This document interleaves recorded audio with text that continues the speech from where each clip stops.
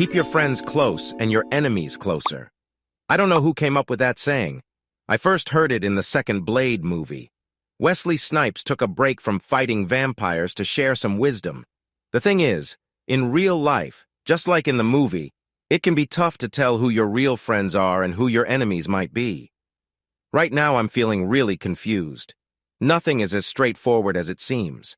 Over the last few years, my life has gotten very complicated. The guy I used to hate the most, who was pretty much my worst enemy, is now my best friend. But I feel like I'm living a lie, and I'm not sure I'm being a good friend to him. My lovely wife and I are at the local hospital trying to keep him calm as we wait for his baby to be born. But again, everything is not as it seems. As we sit and wait for the doctor to tell us everything is okay, I think about telling the truth. I've always tried to be honest, and keeping this secret is driving me crazy. But if I let it out, it could ruin 2 marriages. Maybe hiding the truth is better for everyone involved. After all, we're all fairly happy. Who am I to mess with fate? My name is Gerald, but my friends call me Gerry. It sounds normal, doesn't it? The problem is my parents had a weird sense of humor. Our last name is Lewis. See the problem? Yep, when my teachers called out my name in school, the whole class laughed when they heard Jerry Lewis. But having that name worked out well for me. It helped me make friends easily. Pretty soon everyone knew me. I became popular without even trying. Some guys who had to work harder for attention didn't like that. In a small town where everyone knows each other, those things can hurt. By the time high school ended and we went off to college, everyone had their roles in our social circles firmly set. Sometimes, someone would discover a new skill or get something nice that made them more popular. But it was also common for someone to find out something embarrassing that knocked them down a peg. Some things never changed, though, good or bad. They were stuck in our lives forever. On the bad side, there was a kid named Jim Neighbors who peed his pants in 1st grade. Some people still laugh about that today. Jim left town right after high school and went to college somewhere far away. He never came back, not even for a visit. On the good side, Lacey Kincaid was the prettiest girl in town. She was the same in kindergarten as she was now. Lacey is amazing. She's beautiful and incredibly sweet. The only issue for me was that she was dating my rival. Yes, I said rival. I'm not a superhero or villain, but I do have a rival. We were never just friendly competitors. We were more like true enemies. I didn't realize it until we got to college. To have a fair competition, both sides need to know they are competing. That was not the case with us. I found out after graduation that my rival, Dean Martin, cheated to win everything we went after. In our last year in college, we were both up for homecoming king. I learned 6 months later that I actually won, but Dean had messed with the votes. He needed to be king. Everyone knew Lacey would be queen, and he didn't want her dancing with another guy. But like always, I let it slide. I'm a survivor. I don't stress over little things. I've learned to choose my battles and make the best of any situation. I believe in balance, even if it takes time for things to even out again. In fact, 4 years ago, at 22 years old, holding my new engineering degree, I thought things had finally tipped in my favor. This belief came when an amazing thing happened a few weeks after graduation. Miranda Swainpool moved into town.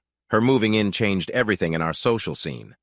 All of a sudden, many long-term relationships ended or hit pause. Miranda, while different from Lacey, was just as beautiful. They were complete opposites.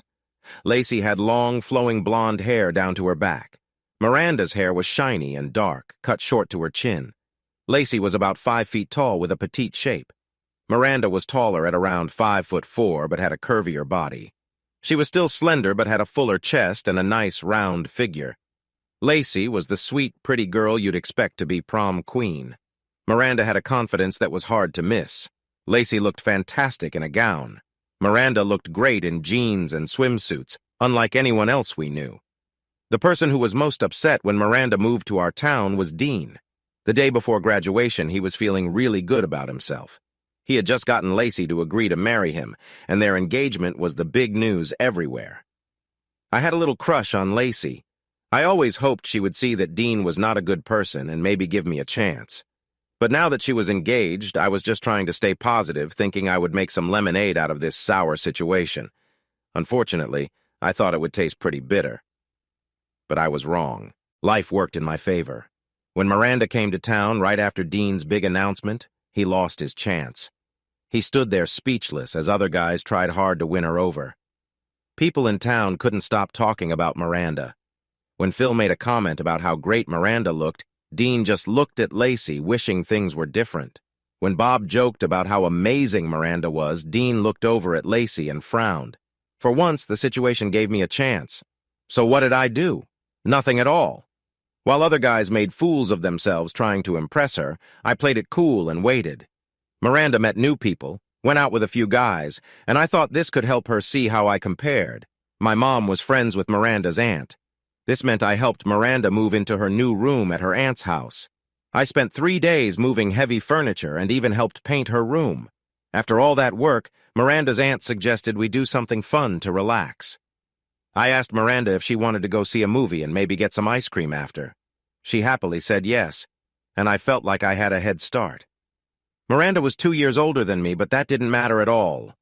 Over the next 4 years, we both found jobs, dated, got married, and bought a house together. Those first 4 years after college were full of change for all of us. We grew up and moved on from the old ways. What mattered back in school seemed silly now. That was clear with Dean. He graduated with a basic degree and became a salesman. I, on the other hand, spent 4 years as a manufacturing engineer in a local car factory. We had different paths, and it was starting to show. One funny thing about our town was that many of us had known each other since we were kids. We still hung out in the same places because in a small town, there aren't many options. So if the older crowd was at one bar, the younger crowd went to another place. This brings us to our story. There's a bar on the east side called the Boar's Nest. It's run by a guy who likes the show The Dukes of Hazzard. He wanted us to call him Boss Hogg, but we just call him Porky. It's the same idea, just a different name. The Boar's Nest is many things to different people. It's a neighborhood bar, a sports bar, and sometimes even has music or dancing depending on when you visit. I had played there a lot with my band over the years, and I even kept my guitar in Porky's office. It was a regular hangout for many of us, so it wasn't strange for Miranda and me to head there after dinner on a lazy Thursday for drinks and to chat. It also wasn't odd for Lacey and Dean to be there too. Rumors around town said all was not well for Dean and Lacey, but they put on a good show in public. I couldn't say that Dean and I were friends, but we had gotten along better over time. Lacey, however, was still someone I thought highly of. Sadly, Miranda and Lacey didn't get along, which made things tough. So when I waved at Lacey as we walked in, I got an elbow from Miranda. "Why are you waving at her?" Miranda whispered angrily. "I've known her forever. She's nice, even if her husband is a jerk." I replied, "It's just polite. If you don't like her, then don't wave back. But she's always been nice to you." "Sweetie, I'm sorry," she said. "But she wants you. I can tell." I laughed. "She wants me so much. She married the guy I dislike most." We sat down with our friends and moved past our little fight. After a few beers, things felt normal again. I talked about cars with the guys, and Miranda rolled her eyes. There were a couple of guys who loved cars just like I did, eager to hear me talk about the changes I made to my Mustang. I saw Lacey and Dean sitting at a small table, arguing as usual. Dean got up and walked toward me. He was always bigger than I was. I was a slim track runner, and Dean had a tougher football player look. I still ran a lot, but most of Dean's exercise since finishing school seemed to come from eating big meals. "When was the last time you were with my wife?" he asked me, sounding drunk. "I should beat you up." "About 3 minutes ago," I replied calmly. "We were together while you were yelling at her. That's why she doesn't listen to you." "Go home, Dean, you're drunk," said Miranda, standing next to me. "He's never been with your wife. I keep him on a tight leash." "You better," he told her. "I should beat you up," he said to me again. I just shook my head and walked over to play darts with some friends. About an hour later, a less drunk Dean came back, acting like nothing had happened. We were about to start a game when Porky came over, looking like he needed something. "Jerry Lewis," he said. "I need a favor, and it's serious." "Ha ha," I laughed. "Seriously, Jerry," he said. "The band I hired for tonight is late, and the crowd is getting restless. I talked to your friends. Luckily, they're all here. Could you all play a few songs until my band arrives?" "We haven't practiced," I said. "You guys are great," he said. You've been playing together since high school. You don't need to practice. Come on, Gerry, if you help me, all your drinks and food are free. Even for your wife. All right then, I said. Lacey was angrier than I'd ever been. Everyone in town seemed to know Dean and I had problems in our marriage, but they didn't know the details. I was 26, we had been married for 4 years, and I wanted out. For months, I had tried to get Dean to divorce me.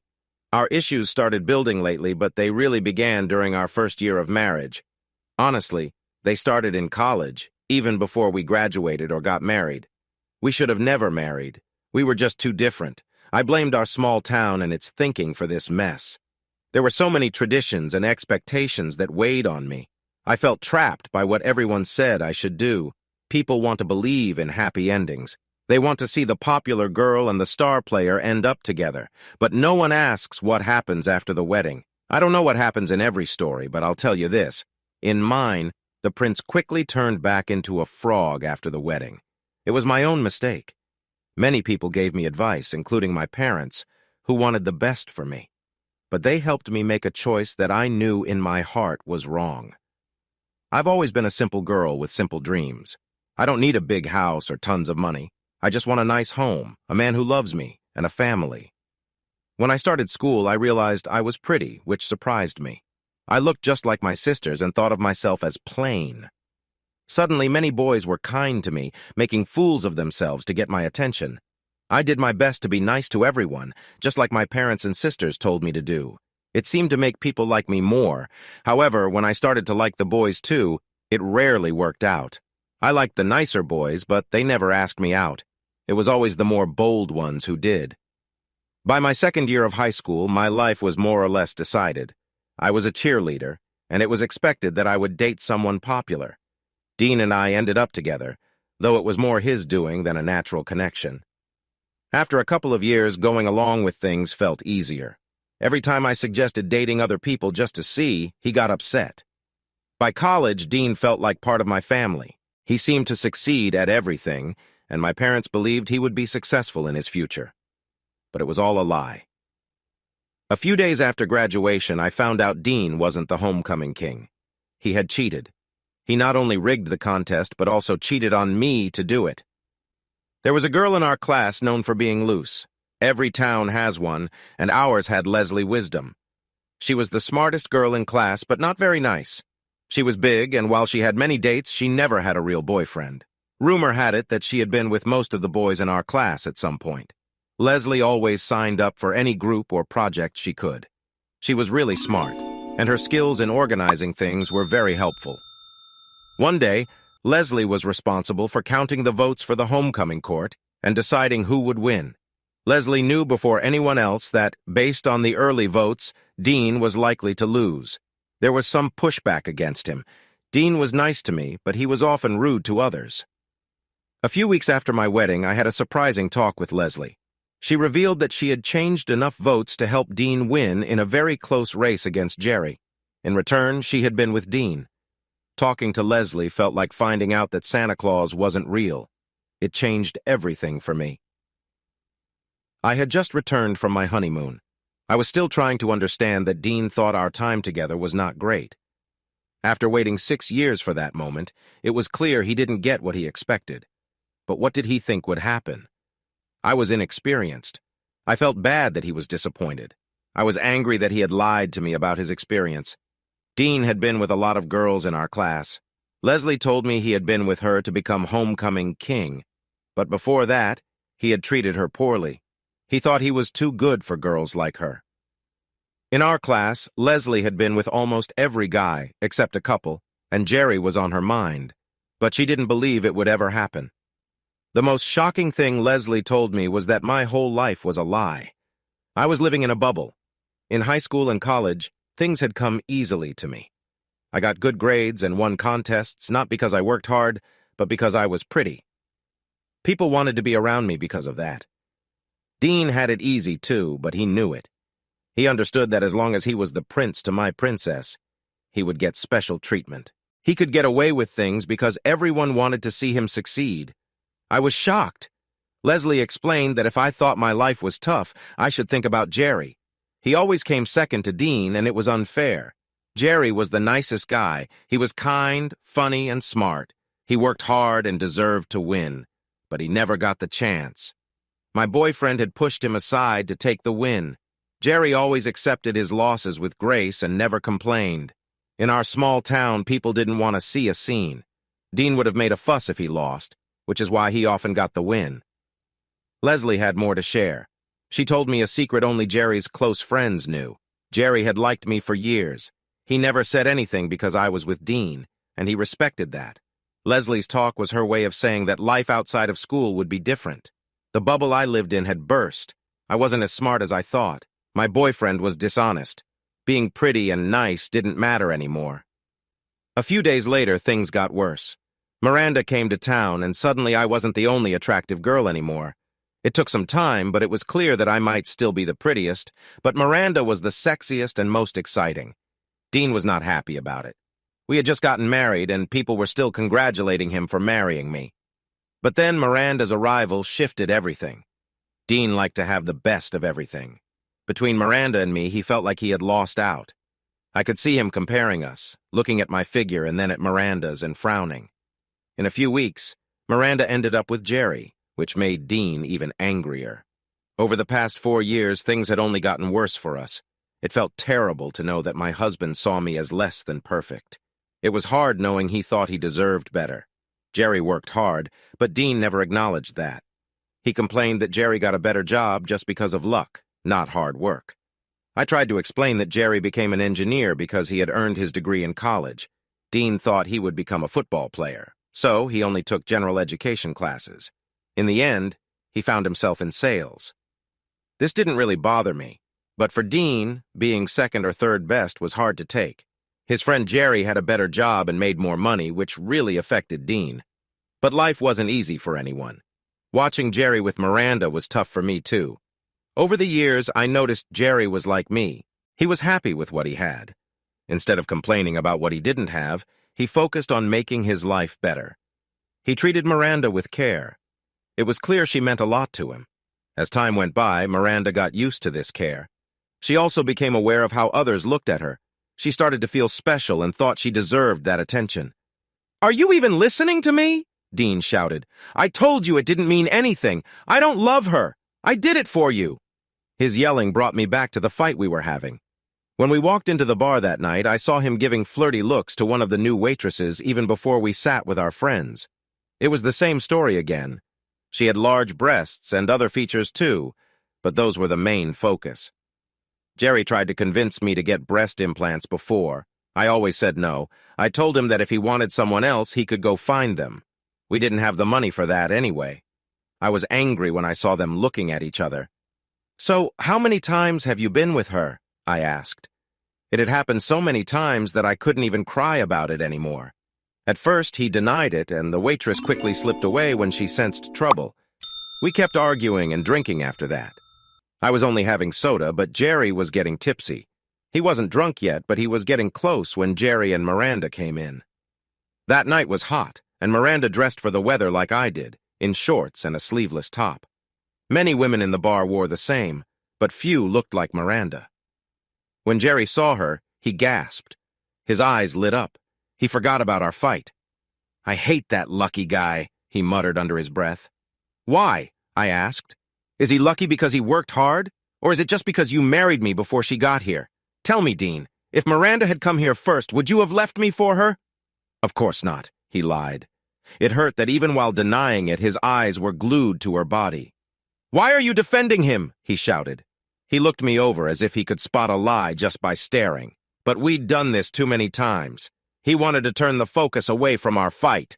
"You're with him, aren't you?" he yelled, suddenly standing and knocking over his chair. He marched over to Gerry and yelled, "When was the last time you were with my wife?" Even while yelling, he kept looking at Miranda. Gerry's reaction was surprising. He wasn't scared of Dean. They had fought enough as kids for Gerry to know he could stand up to him. After school, Gerry had stayed in good shape, unlike Dean. Both Gerry and Miranda denied Dean's accusation. From across the room, Miranda gave me a dirty look. I didn't understand why she didn't like me. I had tried to be friends since she moved to town, but she seemed to dislike me for no reason. Dean came back to me, but first stopped for a moment to talk to that waitress. She laughed at me, so I knew he said something mean. I almost left, but then he sat back down. "We just got here. Where are you going?" he complained. "I was going to leave so you could be with Miss Titties," I replied. "What are you talking about?" he asked. "I was just flirting with her. Come on. Everyone knows I'm married to you. I was just having a little fun. What's the big deal?" As he sank heavily into his seat, the waitress brought him another beer. She leaned in so much that her top almost fell. She looked at me like she wanted to start trouble. Before I could say anything, the mood in the bar changed. Porky had Gerry's band play some songs. I noticed the smirking waitress while the band started my favorite song. "So I'm no fun, huh?" I spat at Dean. "Maybe I need someone better to bring out the fun in me." Before he could reply, I headed for the stage in a fury. Porky had two big bouncers keeping people away, but I managed to slip past them. Just as Aaron began singing the first verse, I jumped on stage and danced my heart out. She loves to dance. She loves to sing. "She can do it all," sang Aaron. I spun 3 times and did a cartwheel in the air. The crowd went wild. I was just as surprised as they were. Honestly, I was shocked I didn't fall. I guess it was like riding a bike. I had been a cheerleader for most of my life. I still exercised a lot, but at 26 years old, I felt ancient. I danced on the stage mostly by myself, like I was just having fun at home in our apartment. The song was "Any Way You Want It" by Gerry. I had been dancing to it since I was a kid. The crowd in the bar had heard the band play it so many times, and they did a great job, but somehow seeing me dance made it even better. Everyone in the bar was enjoying the music and watching me. They were curious about what I would do next. When Gerry started his guitar solo, I did what every kid has done at least once. I jumped next to him, pretending to play my imaginary guitar, shaking my hips to the beat. The crowd loved it. They enjoyed everything I did. My dance moves varied from simple cheerleader jumps to more playful shakes. When the song ended, everyone in the bar stood up and clapped. But not everyone was happy. 3 people looked angry. One was Dean, another was Miranda, and the last was the manager of the band that was supposed to perform that night. As I stepped off the stage with Aaron, I heard someone telling the manager off. "Either get on stage or leave," Porky yelled.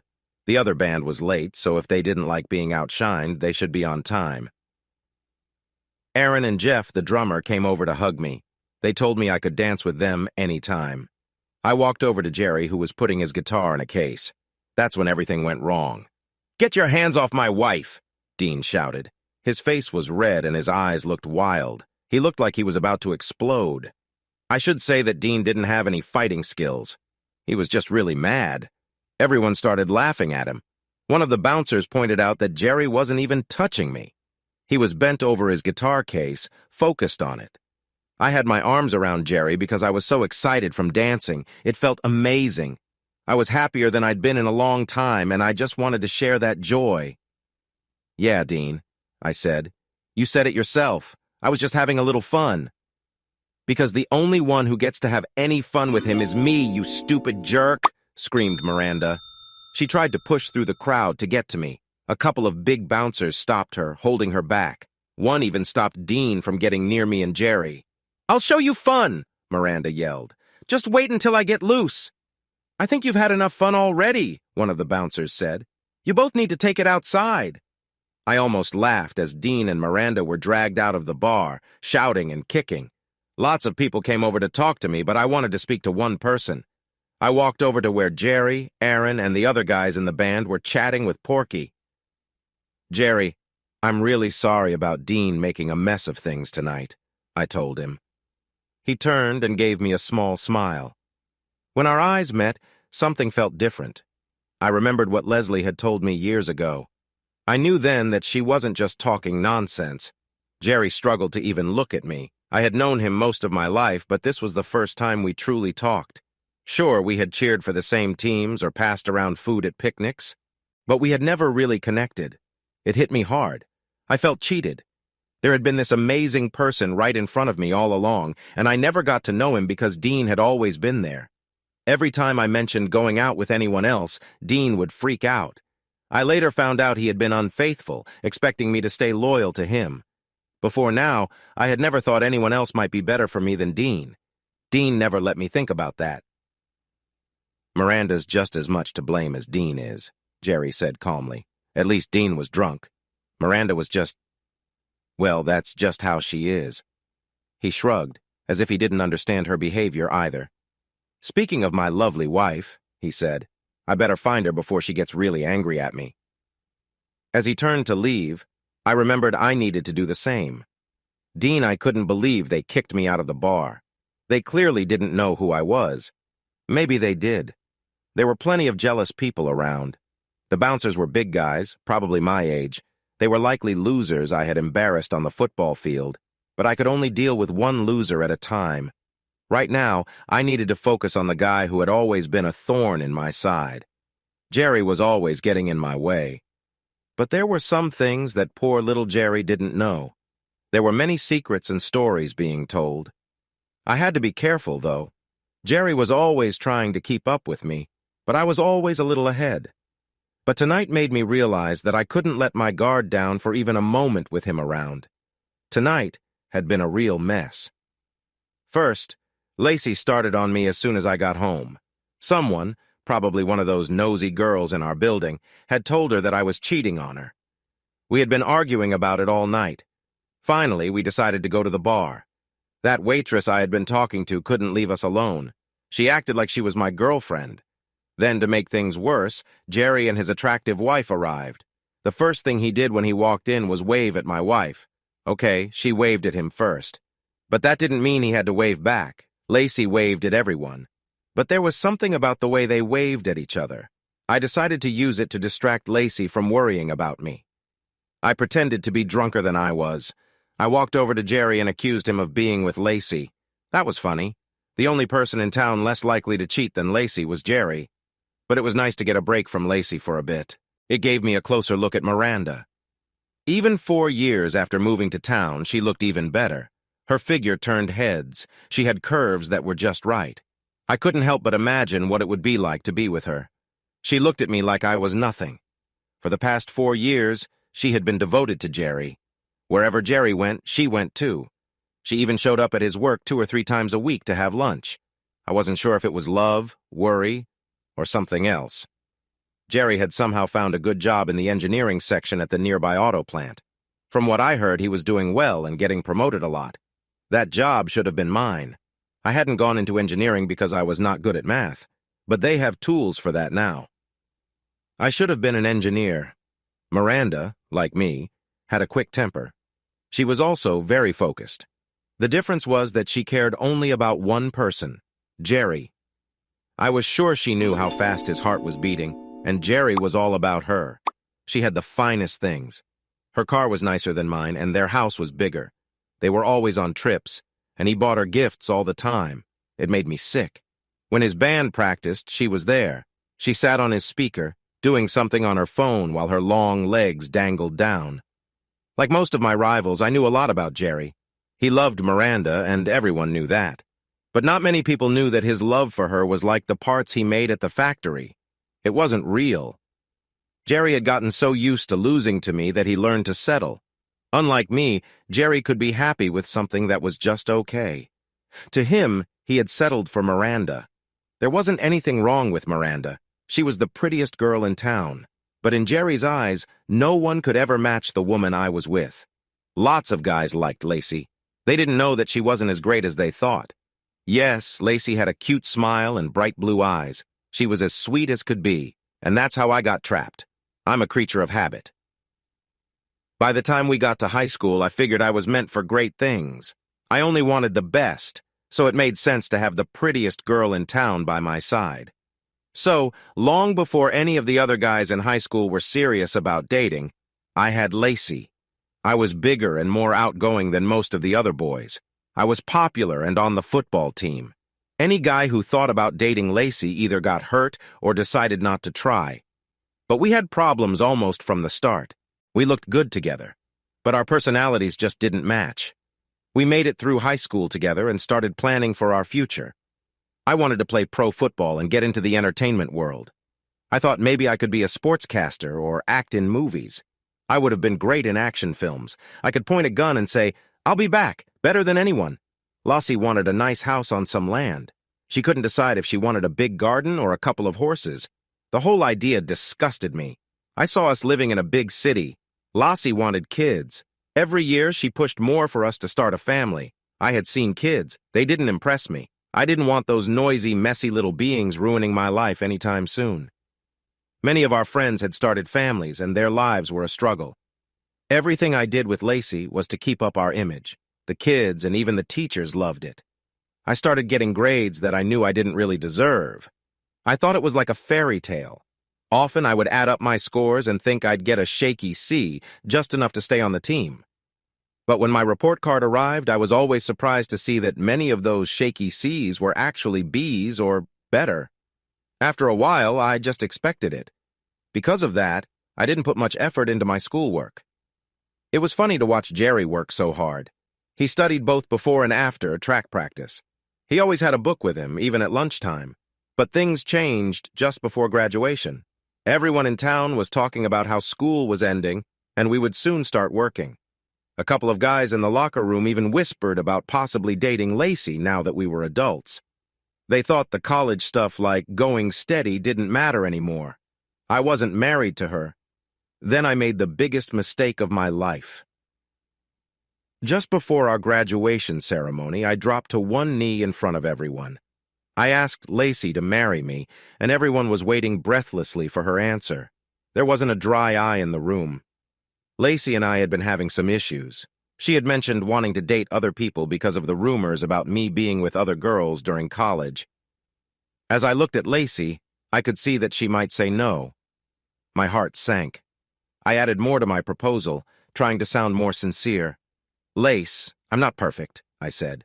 The crowd gasped. "I've made mistakes," I continued, "but I have always loved you. If you let me, I will spend my life making you happy. Please?" Even Lacey knew that if she said no after that, people would be upset. "Okay," she said softly with a nod. The whole room erupted with cheers. Even the guys who had been talking about her were clapping. It was such a foolish thing to do. I felt like I was ruining my life. For the next month, I was stuck planning the wedding. Between my mom, her mom, and Lacey, I was surrounded by women all the time. People in town gave us lots of gifts and cash. Our honeymoon was something we couldn't have paid for ourselves. I kept thinking that after the wedding, it would all be worth it. I would finally be with Lacey in a way that no one else ever had. But no one could have prepared me for what happened in our hotel room. Lacey had no idea what to do. She was innocent, and it showed. I tried to touch her legs, thinking it would spark something, but it didn't. She sat there asking me what she should do. I could tell she wanted to, but she wasn't excited at all. I told her to take her clothes off. She did right away, carefully folding each piece and placing them in a special bin. Then she sat on the bed, completely naked, looking so innocent. She didn't cover anything, but surprisingly, she wasn't showing any excitement. I took off my clothes, too. I was very eager thinking about being with her. But Lacey just sat there, smiling. It was awkward. Women are usually more excited or surprised. I was expecting her to react differently, especially since she had no experience. I figured the easiest way to keep the guys quiet was to give them a story. I started telling them a wild tale about how I had made some bold moves with Lacey. At first, they were really into it, but soon enough, I noticed fewer people around. "Hey, where are you all going?" I asked. "Don't you want to hear about Lacey?" "Maybe later," one guy said. "Miranda is here." "Who's Miranda?" I asked, but he was already rushing outside. I followed them out and saw all the women gathered and looking in one direction. As I turned to look, I couldn't believe my eyes. This woman looked better than Lacey in every way. She had an amazing figure. While Lacey had a nice shape, this woman had a stunning body. When she walked, it was hard to look away. I got really annoyed. I felt my jaw drop. Worse was when Rick, the guy who had brought her to the party, introduced her to me. Why was this worse? He acted like I was no threat at all. He even told her she didn't have to worry about me. He called me safe. What did he think I was? Some weakling? It felt like a joke. I was far from harmless. Leaving that girl around me would lead to trouble. But he did.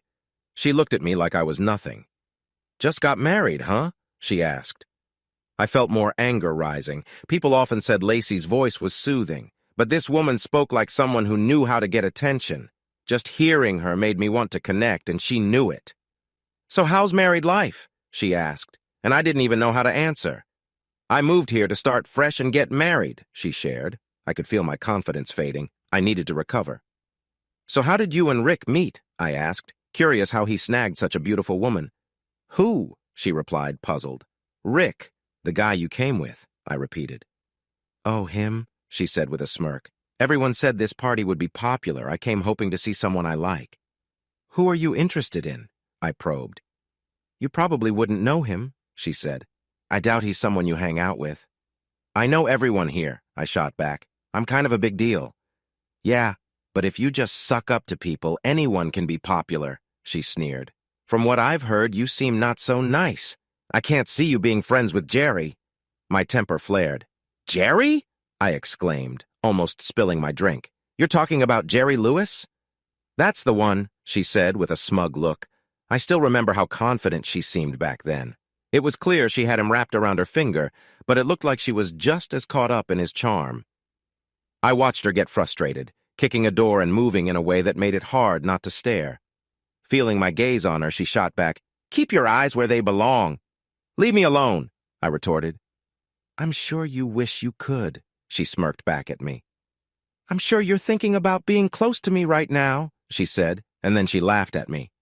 "Too bad you can't," she said playfully. "All of this," she pointed at herself, "is for my Gerry." She turned around and the light from the bar showed a tattoo just above her backside. Maybe it was because she kicked the door, but her shorts had slid low enough for me to see it. It was a heart, surrounded by vines and roses. What made me the angriest was seeing Gerry's name in that tattoo. "Keep your friend away from Gerry," she said. "Same goes for you," I shot back. "That's not true," she replied. She waved at him first. She climbed up on that stage when she shouldn't have been there. She was the one all over him, not the other way around. "You looked really silly yelling at Gerry when he was just playing his guitar, and your friend was hanging all over him like a cheap outfit. You'd better watch her before I end up hurting her." We both jumped when the side door to the bar opened. Gerry walked out, and she rushed to him like she was on fire, but she stopped when she saw Lacey coming out of the same door almost at the same time. "You just can't stay away from her, can you?" she shouted. "Huh?" Gerry replied, looking confused. That look on his face told me everything. My old friend Gerry was clueless. He had no idea what was happening around him. I could see that his angry wife wasn't thinking straight. Gerry's reaction should have shown her that he was not interested in Lacey at all. He was not the type to cheat. The last thing I focused on was Lacey. My wife was the most confused and emotional of the three, but I knew her best, so she was easiest for me to understand. She was done with my nonsense and wanted to give me a taste of my own medicine. She had finally realized that Gerry liked her. If Miranda hadn't been there to guard her, I think Lacey would have tried to get closer to Gerry. That waitress from tonight was possibly the last straw. And honestly, I was getting close to letting Lacey go. I wanted to figure out how to make that work for me. "Gerry, the ride home was quiet. Miranda sat next to me, so silent that I knew I was in trouble when we got home. I tried to zone out, listening to my Mustang's powerful engine roar. I could not figure out what was happening. All I knew was that women are confusing. It started with Lacey waving at me. She had done that many times, but this wave felt different somehow. Or maybe I was reading too much into it. But it did seem to make Miranda mad. Then there was Dean, accusing me of being with Lacey. Maybe that wave had something to do with it, since Dean also reacted strongly. But when Dean drank, he could get upset about anything. I wondered if Lacey was cheating on Dean. If that were true, or even if he thought it was true, it could drive anyone crazy. And with Lacey, who was different from other women, who knows what Dean might do? If I married Lacey, I would want to protect her from anyone trying to come between us. And I felt the same about Miranda. Then there was Lacey herself. What made her jump on that stage with us? One thing was clear, she could still dance really well. But her getting close to me made Dean furious. Sadly, Miranda didn't like it either, and I couldn't blame her. A moment after I got onto the freeway, I saw a Michigan State police car behind me with its lights flashing. I was so lost in thought that I didn't even realize how fast I was going. "License, registration, and proof," he started to say, but then he noticed Miranda and got distracted. "Here you go, officer," I said, handing him my license and documents. Sir, do you know why I pulled you over?" he asked. "I'm hoping it wasn't just to check out my wife," I replied. "Do you know how fast you were going, sir?" he asked nervously. "About 80, I answered. "Sir, my radar measured you at over 90 and speeding," he said. "If I hadn't pulled you over, you would have been in serious trouble." He went back to his car to check my information. He returned nearly 10 minutes later with a ticket that looked huge. He folded it and pointed out the court details. "I gave you a break," he said. "I only wrote you up for 80. "Thanks, officer. How much is the ticket?" I asked. "Oh, we don't know the amount," he replied. "It depends on where you were when we stopped you. Like I said, you were lucky I caught you." "I guess we're both lucky I follow the law," I said. He looked puzzled. "If I didn't, you'd be in trouble, being a state cop and all. This city is where I grew up. I know every street, and my Mustang is much quicker than your old Charger." "Drive carefully, sir," the officer said. "I've never had a ticket," Miranda replied after the cop turned to leave. "Miranda, you're so pretty that no cop would give you a ticket," I said. "Stop teasing me," she said, sounding angry. "Everywhere we go, all the guys just look at you," I told her. "That's not just my looks. That's my body," she said. I chuckled as I turned onto our street. "You really don't get it, do you?" She smiled back. "Maybe that's why I fell in love with you." "You embarrassed me today," I said as we entered our house.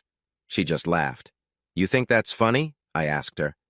"Okay, it was kind of funny," she said, laughing more. "Jerry Lewis asking if something is funny." Seeing that I was serious, she came over and hugged me. "Do you love me, Jerry?" she asked. "Of course," I replied. "I always have and always will." "I believe you," she said. "Am I pretty?" "Definitely," I answered. "Am I as pretty as Lacey?" she asked. "Prettier," I said. "Your face, that olive skin, and those bright eyes make you stunning. I also love your full lips. Sometimes I just want to kiss them, and I love watching you while you sleep." "You see, silly? That's what I mean. I can't lose you. I just can't," she cried, almost in tears. "Randa, what's happening with us?" I asked. "Since I moved here, it's always the same thing," she started. "Everyone talks about how beautiful Lacey is. They think she's the prettiest girl around. I hear that I'm almost as pretty. But that doesn't help. They say I'm sexier, which just means I'm easier to get with. But I'm not, Jerry. I love you more than anyone, but even you follow Lacey around like a puppy. I know before I got here, you, like every guy in town, adored her. And I heard her marriage to that guy isn't great. I know you two have competed since school. Many say you're both equal. Now it feels like Lacey picked to be with you instead of her husband. Let's be honest. Dean was at his best in college, and since then he's gotten worse. He's gained weight, while you've become better. You have a good job and great chances ahead. I've said how much I love you. Lacey can't have you, Jerry. She needs to back off. You're mine, and I won't let her take you. Did you notice how she jumped on that stage and got close to a married man? You think I embarrassed you, but I should have pulled her off that stage right there." I started laughing then. Miranda isn't much of a fighter. Lacey, though smaller, is stronger, but the look in her eyes showed me she was serious. "Okay, Randa," I said, holding her hand. "I'll admit maybe I liked Lacey before you came. We all did. But I married you because I love you. I wanted to share my life with you. When I was a kid, I dreamed of being a race car driver. Now I see things differently. I know now I wouldn't have been great at it, but I shine as an engineer. Lacey was a childhood crush. She was a dream. But you are my real life, honey. I'm exactly where I want to be." Something changed in her eyes then, as if something clicked. "Well, I'm not," she said. "Where do you want to be?" I asked. "Randa, I'll do anything. Just tell me." She stopped me with her finger on my lips and took my hand, leading me to our sofa. She placed my hand on her chest. I understood what she wanted and gently squeezed, making her let out a soft moan. Moments later, we were close and exploring each other. As I kissed one of her soft spots, she pushed me back. "I'm not sure you can handle these," she teased. "Your dream girl has small A cups. Mine are double Ds. Maybe they're too much for you." As she said that, she took hold of me and moved down slowly. "This fits just right," she sighed. "Nobody fits me better, baby." I knew Miranda wasn't a virgin when we got together. She was older than Dean, Lacey and me, and she grew up in a bigger place. But after all the Lacey and Dean drama that night, I couldn't resist teasing her. Not even Dean, I joked. Definitely not Dean, she said quickly. But suddenly I felt a knot in my stomach. What's wrong? She asked, worried. No wonder you're scared about me and Lacey, I said. Are you the one who cheated? When did you get with Dean? I never have, she stammered, but she didn't sound convincing. Suddenly I felt like I couldn't breathe. I just needed to get away from her and leave the house. I quickly put my pants on and pulled my shirt over my head before she noticed I was going. I grabbed my keys from the kitchen counter and stepped outside. It was funny. My red Mustang GT looked black in the dark, but when I started the engine, it roared loudly like a fierce guardian. Moments later, I was speeding down our street toward the freeway. My iPhone beeped from the passenger seat where I had tossed it. I looked and saw it was Miranda calling. I reached over and turned it off. Lacey didn't say anything. I just walked over to the car and held out my hand for the keys. He gave them to me, and we didn't need to talk. We had done this before. Lace! What the heck? He shouted. You were acting really out of line. You got up on stage, danced like a stripper, and rubbed against Gerry. Seriously, of all people, why him? Isn't it enough that he got a better job and drives a better car? Everyone in this town acts like he's some kind of saint, and his wife is perfect. Why did it have to be him? His complaining broke my silence. You started it, I yelled back. Every time I turn around, you're with some waitress or a cashier. Do you even think about how that makes me feel? When I go shopping, I can see people thinking, oh, look at Lacey. Her husband is with every woman he sees. Maybe it's time I show them that I know what's going on and I'm going to do something about it. It doesn't mean anything, he said softly. You know I love you. Yeah, Dean, I replied. It means something. It means everyone thinks I'm not good enough for you. And it means I feel terrible every time you do it. Maybe we should just separate and find someone who makes us happy. Are you saying we should swap partners? He asked. Like Gerry gets you and I get... No, that's not what I mean, I snapped. I mean a real separation. We'd live apart and get divorced. I'm saying this to save my self-esteem. Not so you can be with Miranda, and if you even try to touch her, Gerry would hurt you. Are you serious? I played football. You could hurt yourself trying to avoid him, I laughed. But this isn't about Gerry. It's about you and me. You acted like I was a trophy in high school, but if you keep messing up, I'm going to leave. If I hear about one more woman, that will be it. I get it, he said. Dean, don't just hear me, I said. Listen to me. If I still matter to you, you need to stop. Tonight is a new start for us, but it's the last chance. Then it needs to go both ways, he said. No more dancing on stage in crowded bars. You got it, I smiled. I hate that song, he grumbled. Over the next few days, things got really tense. Dean was cranky and followed me everywhere. I noticed that our love life, which was never strong, was suddenly different. Unfortunately, I didn't like it. Dean seemed to watch me closely, and any guy I talked to faced his jealous questions. This works both ways, he warned. If I even think you're cheating, I'll get back at you. Miranda. This had been the worst week ever. Gerry barely looked at me, and when he did, it was only if I was right in front of him. He wouldn't talk or let me explain. I tried writing letters and sending messages, but he wouldn't respond. I wanted to tell him it wasn't what he thought, but he wouldn't give me the chance. I hoped that at the bar, where we usually went, we could finally clear things up. I drove there alone because Gerry had been working late all week. That hurt because I loved having breakfast with him every morning. But what hurt more was the look on his face. Gerry looked like someone had betrayed him. My heart ached for him, but he still wouldn't talk to me. Suddenly, I noticed something strange. The way he looked at me felt different, as if I was just another thing he had. Gerry only used specific car cleaning products, and I remembered the year I gave him a cleaning kit. He smiled, but something felt off. One of his friends made a joke, saying those products were fine but not as good as his usual ones. Gerry had always treated me like I was special. But I finally realized my jealousy of Lacey came from my own thoughts. Gerry had always made me feel special. I wish I had seen that before all our problems started. I sat at our usual table. The guys in his band waved at me as I took my seat. Only Aaron and Gerry were missing. After waiting for nearly an hour, Gerry still hadn't shown up. Then Aaron walked in and told the band about a bad accident on the highway that had caused traffic jams. He had managed to get through on his motorcycle, but cars weren't moving at all. "Don't worry, Miranda. I saw Gerry's Mustang on the road. They're on their way here," Aaron said. "What do you mean they?" I asked. "Lacey Martin was with him in the car," Aaron said. "What did you just say?" Dean shouted from across the bar. He quickly crossed the room and towered over Aaron. "Gerry was giving Lacey a ride," Aaron repeated. "Bet she was giving him a ride," someone in the bar laughed. "Aaron, are you sure it was Lacey?" I asked, feeling uneasy. "Oh yeah," Aaron smirked. "Everyone knows that wild hair of hers." "That girl has her own car," Dean hissed. "I warned her to stay away." "What do you mean, Dean?" I asked, confused. "Nothing," he replied.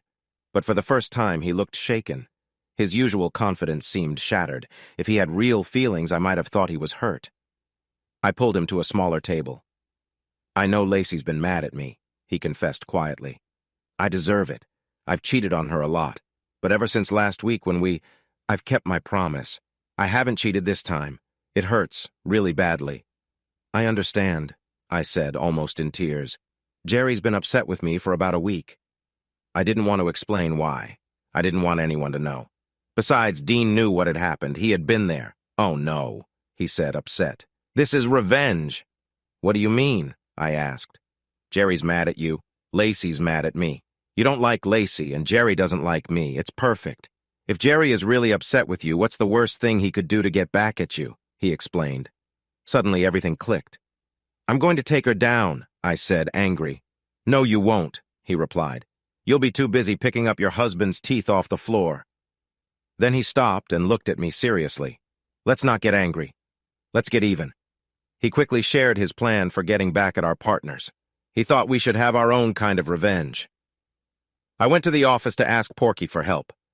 Gerry, after a week of being mad at Miranda, I missed her. I thought it was time for us to sit down and talk things over like adults. I was ready to listen to her side, but if she had cheated on me, that would end things for us.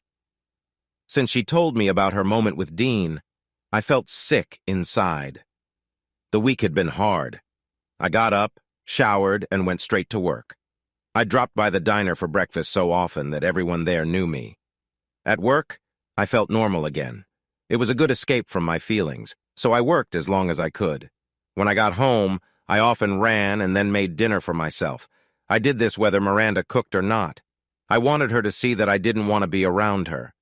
It hurt to think about a cruise I had booked for us before all this mess happened. I didn't want to be trapped on a boat with someone who had let me down. But on the other hand, I was finally ready to talk to her. I wasn't sure what to do. Maybe I had overreacted and everything wasn't as bad as I thought. But she knew how I felt about Dean. She must have known that doing anything with him would ruin us. It also bothered me how unfair she was. She got mad at me for dancing with Lacey while I was working, even though she and many others were there. Meanwhile, she was hiding something with Dean. Going on vacation together felt too risky. On my way home, I decided to see if I could cancel the cruise. I nearly forgot that it was my night to go to the bar. I left work late because of a problem on the shop floor that had to be fixed. I was somewhat relieved that Miranda and I were fighting because if we weren't, she would have called me by now. By the time I got out, it was almost 6 o'clock. I stopped by the travel agency. It felt more personal than canceling online. It's a small town, so face-to-face business is common. Mrs. Martin was just about to leave as I walked in. She had already put up her closed sign. "Hello, my favorite customer," she said. "Here to upgrade your trip?" "I'm actually here to cancel," I replied. "Things aren't going well for Miranda and me. Maybe now isn't the best time for us to go away." "Sorry to hear that," she said. "It's after 5, so let me call the cruise line first thing in the morning and see what I can do. If I can't get them to cancel your trip, maybe I can help you move it to a later date, okay?" "Thanks," I said. "What's that look for?" she asked. "I was just thinking if there will be a later date for us," I said. "Of course there will," she smiled. "You two are perfect for each other." "That girl loves you so much. I wish my son's marriage was as strong as yours." She was so nice. I couldn't tell her that her son was part of the reason my marriage fell apart. As I turned to leave, she got a phone call. After a quick chat, she turned back to me. "So, Gerry, can you help an old lady out?" She smiled. "Sure, where's the old lady?" I asked. "I'm talking about me, silly," she laughed. "You're such a charming guy. No wonder Miranda loves you." "My car's in the shop," she continued. "My daughter-in-law was supposed to pick me up today, but she's running late. Could you drop me off at that bar where you and your friends hang out? Lacey or Dean can take me home from there." "Sure, no problem," I said. We walked to the parking lot and I opened the door for her. "Oh my," she said. "This car is really nice. Too bad you're married. You could have a lot of ladies interested in you with this car." "Are you making a joke, Mrs. Martin?" I said. "Ooh, you're smooth," she laughed. "You're such a joker." We had been driving on the freeway for about 5 miles when we came upon a bad accident. The police had stopped traffic to one lane while they cleaned up the mess and did their work. There was still broken glass and pieces of metal all over the road. Everyone passing by had to slow down and look, which made things worse. "Gerry, pull over," my passenger said suddenly. She was pointing to the side of the road where a couple of cars had stopped. There was a tow truck talking to a few people. She got out and walked over to the tow truck. I followed her and saw why she wanted to stop. One of the drivers waiting for the tow truck was Lacey. "No wonder you couldn't pick me up," Mrs. Martin said to Lacey. Lacey hugged her mother-in-law warmly. "Hi, Gerry," she said with a friendly smile. "Is this your day to save ladies in trouble?" I nodded nervously and she laughed. Our eyes met and it felt like she could read my thoughts. "Oh, come on, Gerry, even she wouldn't expect you to leave me here," she smiled. "I'll sit in the back. My mother-in-law can have the front seat." I couldn't help but laugh. "What's so funny?" she asked.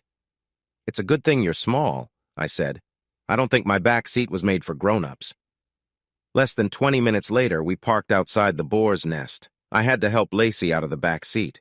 Mrs. Martin walked over to Dean's car. I think the ride was a bit much for her.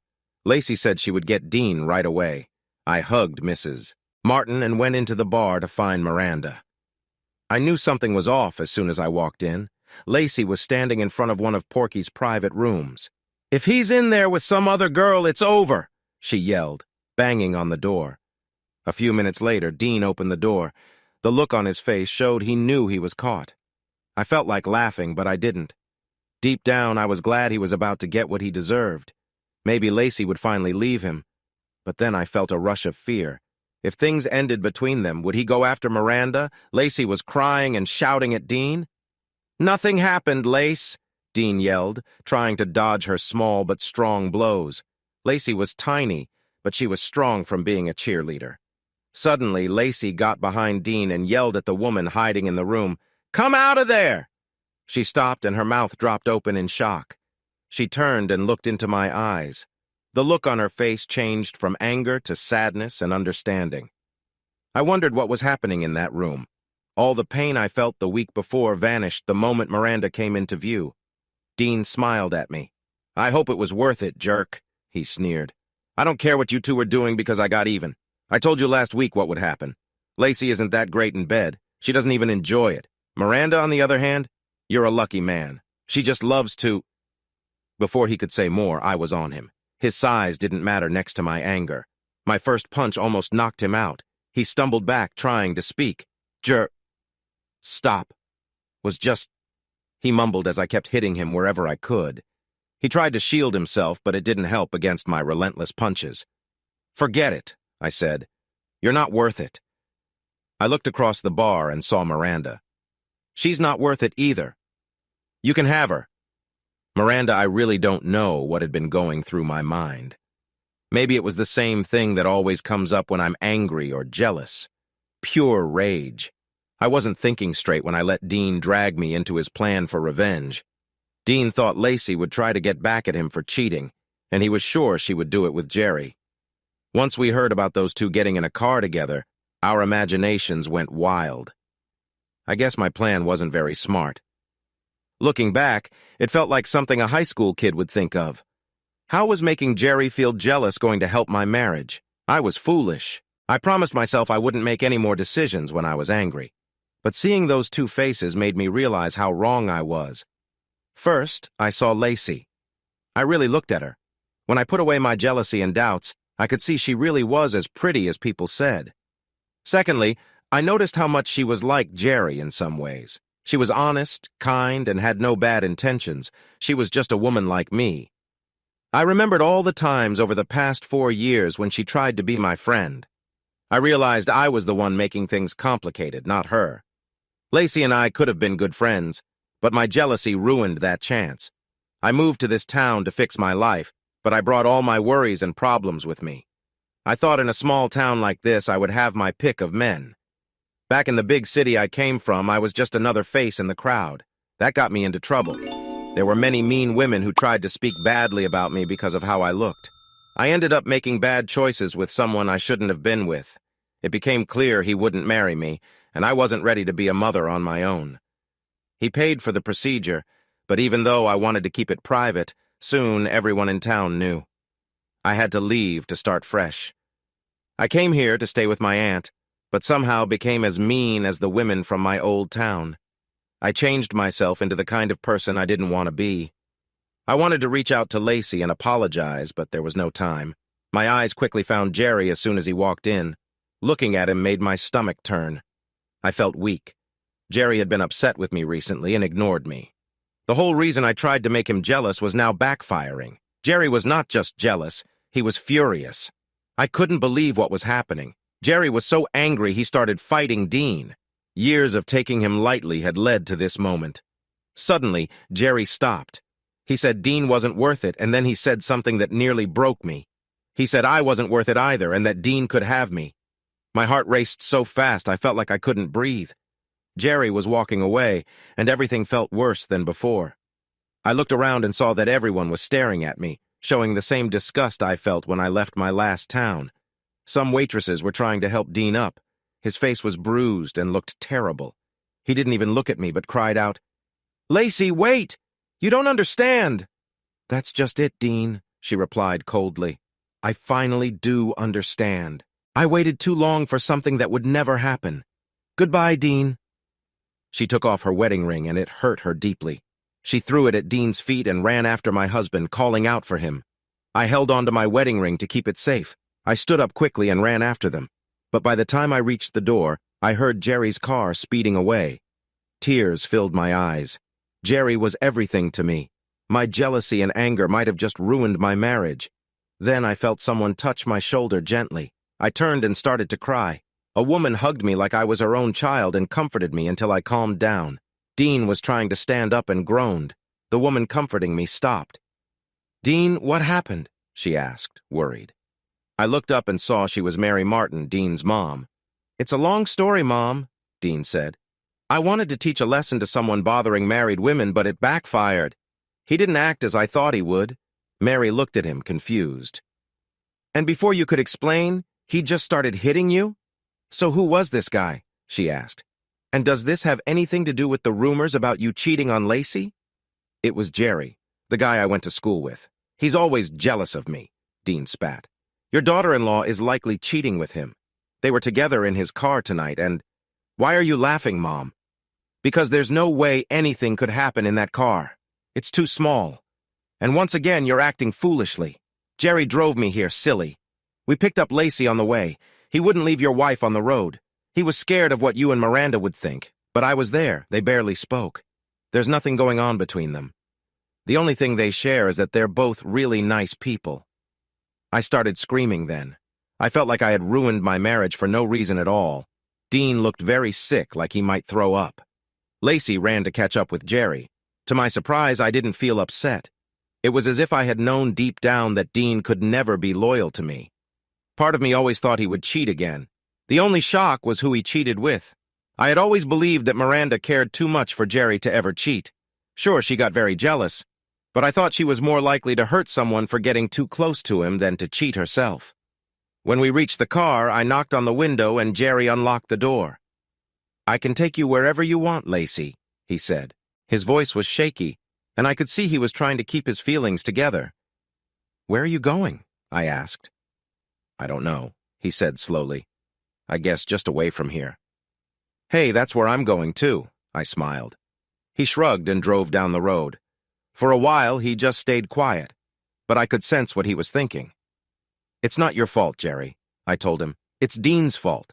He could be a good guy, but there's something inside him that makes him forget he's just like everyone else. He thinks he can take whatever he wants without waiting or asking. And I have no clue what drives Miranda. I tried many times to be friends with her, but she only seems to care about you. She gets really mad if any woman looks at you. At the same time, she makes it clear she doesn't want any men around. Have you ever seen what happens when a guy she doesn't know tries to flirt with her? Yeah, I've seen it a few times, he smiled. That's why this is so strange, I said. I really believe Dean somehow convinced her to cheat while she was extremely angry, thinking we were doing something. It doesn't matter, he said. She did it. The reasons don't change what happened. I've heard a lot about Dean, but I've never heard he was a bad person. Miranda made her choice. I'm used to picking up the pieces and trying to move forward. I just feel bad for what this does to you. Aren't we in the same boat? I asked. He looked at me again with a slight smile. I'm used to working hard and still ending up second place, he shrugged. But I'm what? I asked. You know, you're lacy. You're special, he said. Gerry, I wish people didn't act like that, I said angrily. Did you know that until I turned 16, my brother called me ugly every single day, even when all his friends wanted to date me? I've always admired how you set a goal and work diligently for it. For most of my life, I just sat around and hoped for things to come my way. Dean is the same. The only difference is he can usually talk himself into getting what he wants. As I looked out the window, I suddenly realized where we were going. He drove up a long driveway and through an open gate into a lovely yard. I saw a small but beautiful swimming pool surrounded by neat grass. Colorful flowers grew around the pool, and there were stone stairs leading up to a stunning wooden deck. I got out of the car and looked around in wonder. A tall fence surrounded the yard, covered in ivy and climbing plants. There were hanging plant holders placed nicely all around. There was a hammock on the grass beneath a willow tree. On the deck, 2 lounge chairs sat side by side with small tables beside them. The layout was unusual, and it took me a moment to understand why. Usually there would be one small table between the chairs, but this setup showed the person who designed it wanted a lot of space between the 2 chairs. There was an umbrella table on the deck with 6 chairs around it. A nice grill was nearby, along with an outdoor bar just a few feet away. It wasn't the yard I had always dreamed of, but only because my dreams weren't this good. The way the flowers and plants were arranged took years to create. Most of them would bloom every year, but planting and caring for them took a lot of time and affection. That's what I felt most in this yard. Love. The whole place was arranged by someone who enjoyed spending their time with the person they cared for. I love what you've done with your yard, I said as we walked toward the house. Miranda did most of it, he said. We built the deck and put up the fence together, but the plants, the furniture, and the overall look is all her. If I thought the yard was beautiful, the house was even more amazing. It looked like something from a fancy home magazine. I had heard about the house from friends, but seeing it was different. It just didn't make sense. Anyone who loved their partner enough to create something like this would never cheat. Everywhere I looked, there were pairs of everything. Everything she did was for the 2 of them. I wondered what would happen if they ever had kids. While I admired the place, Gerry ran upstairs and came back down with a suitcase and a duffel bag. We were definitely leaving. Your place? He asked. I didn't understand what he meant. Gerry, can I stay with you for a bit? I asked. I don't want to go home. You're going to need some clothes and a few things for a few days, he said. We should get them before they go back home. I came here first because I thought Dean would need to take his mom home first. Next, we drove to my place. Honestly, I was a bit ashamed for him to see where I lived. The yard. Even our condo looked messy next to his nice house. After seeing his place, I would probably rather live in Gerry's garage than my own home. I'm not sure how long we have, he said. I'll park down the street so he won't see me. If he comes back and you decide to stay, blink the lights off and on. If you want to leave, just take the back way and we'll go as soon as you're ready. I nodded and hurried into the building. It was hard not to kiss him, but I felt that he wasn't ready for that yet. As confident as he seemed, I had to remember this was new for him. It was the first time he had been cheated on. I had gone through it many times. I was used to it. But this time was different. This felt final. Instead of just telling Dean how mad I was and waiting a few days, I was actually doing something about it. I had left him. As I packed some clothes, I thought about how much of this was about me leaving and how much was just following Gerry. It felt right. Didn't I deserve more than a man who cheated on me whenever he wanted?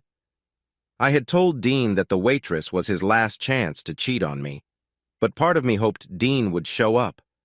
I wanted him to see me leaving him. I wanted him to feel the hurt of watching me walk out the door with someone else. I wanted him to feel the way I did every time he betrayed me. Yet I sensed it wouldn't have mattered. Dean was a cheater. He wouldn't like being on the other side. I had forgiven him many times, but if I ever cheated on him, I knew he would leave. Dean had too much pride to handle that. I was pretty sure that right then, he was trying to find a way to explain how a smaller guy had beaten him up in front of his friends. From what I saw, other than trying to defend himself, Dean hadn't done much. Looking back, I decided that meeting was a tie. Dean had cheated with Miranda, but then Gerry had beaten Dean. I didn't know how Dean treated Miranda, but I knew Gerry had shown Dean he was not to be messed with. I had hoped Dean would see me go, but he never came. I was in and out of my condo in under 10 minutes. Gerry seemed to have a plan because he drove right onto the freeway and looked like he knew where he was going. I settled into the soft leather seat and tried to sleep. Gerry didn't seem like he wanted to talk. I woke up to find us speeding down the highway.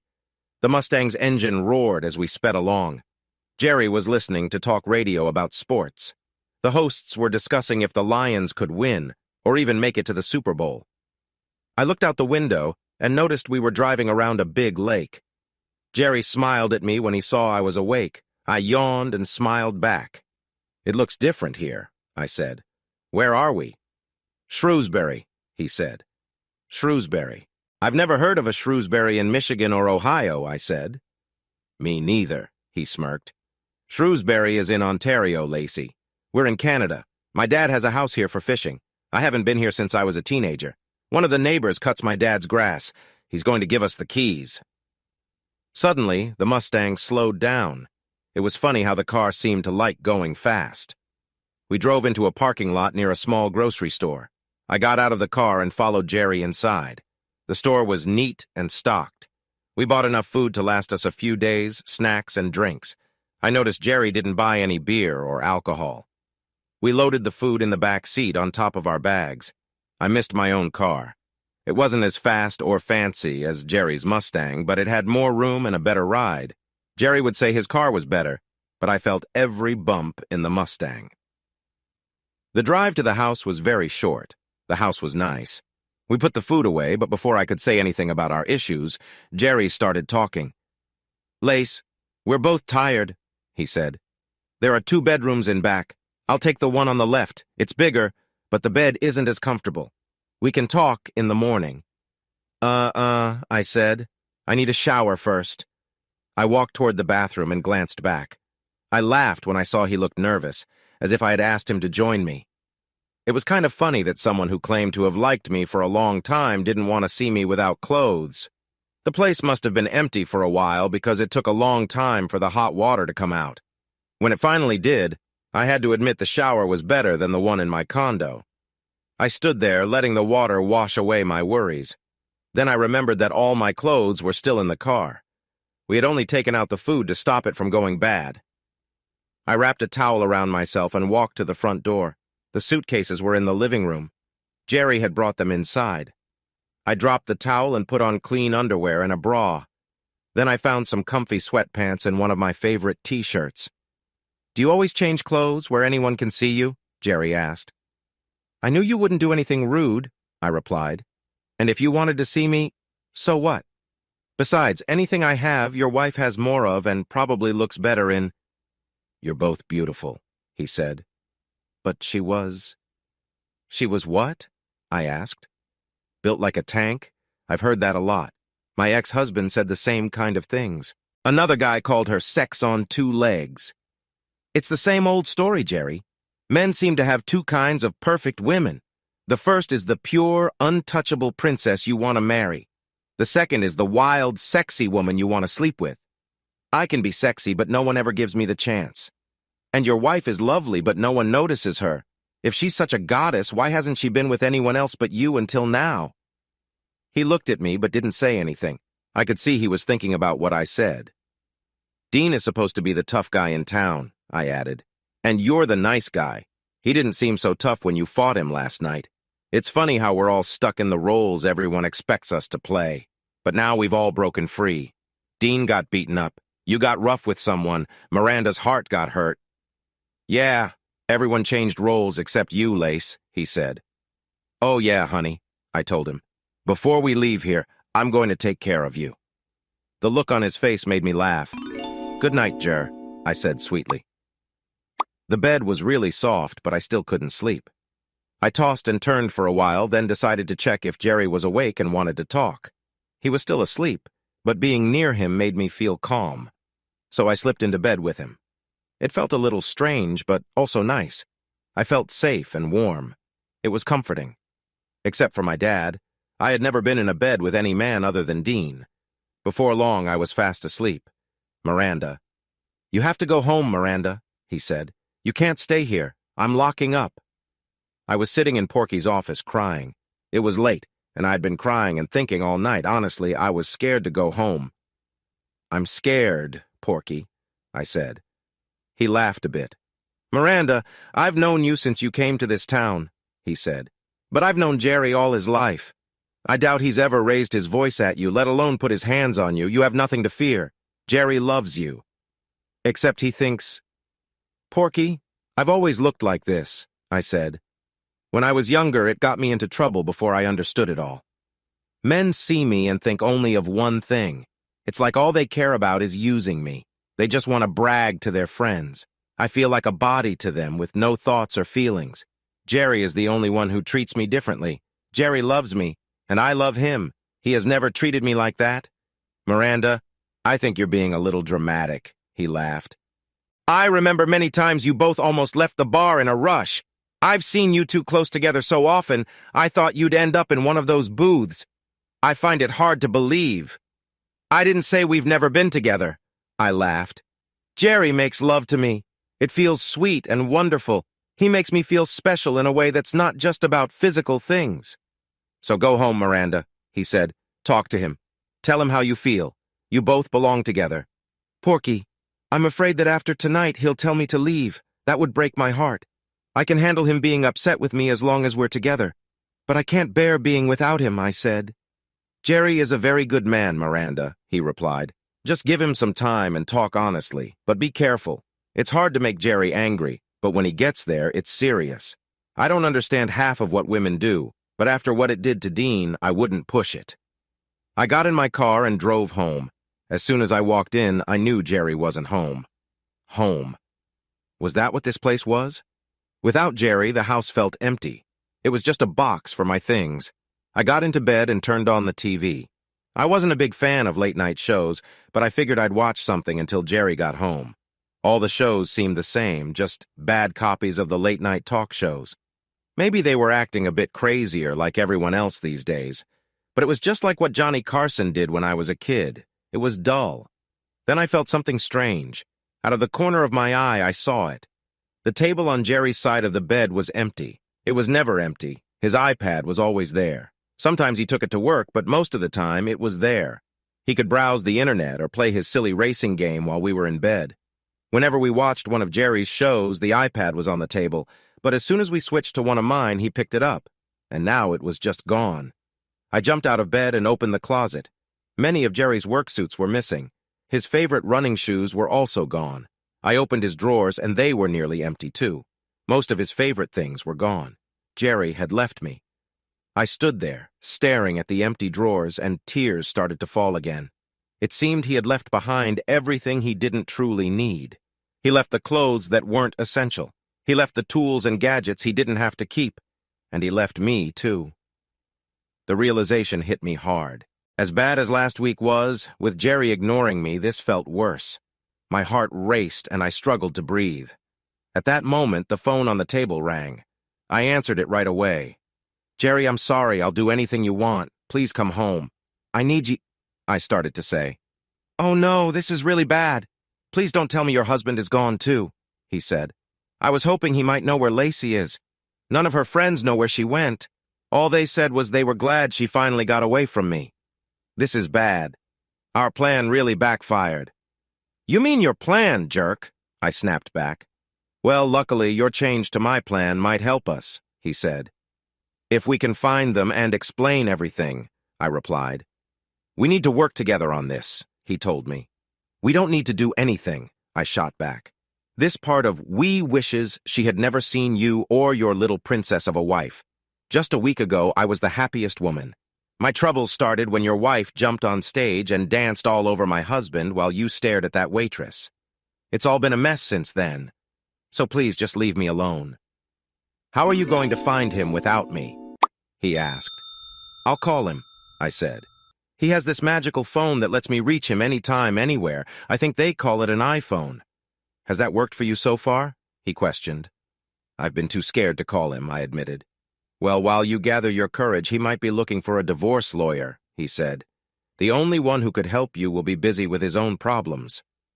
What do you think I should do? I asked. I'm not sure about you, he said, his smirk clear in his voice. I wanted to reach through the phone and hit him. But we should talk to my mom in the morning. Why? I asked. She was the last person to talk to them before everything went wrong, he explained. She's also on good terms with both of them, so maybe she can call them. They probably won't hang up on her like they would us. That sounds like a good plan, I said. Why don't you call her first thing in the morning and we can meet for breakfast at the diner? Sounds good, he replied. See you there at 8. I wish I could say I fell asleep, but sleep didn't come. I finally got out of bed because it felt strange without Gerry there. I managed to relax on the sofa in the living room.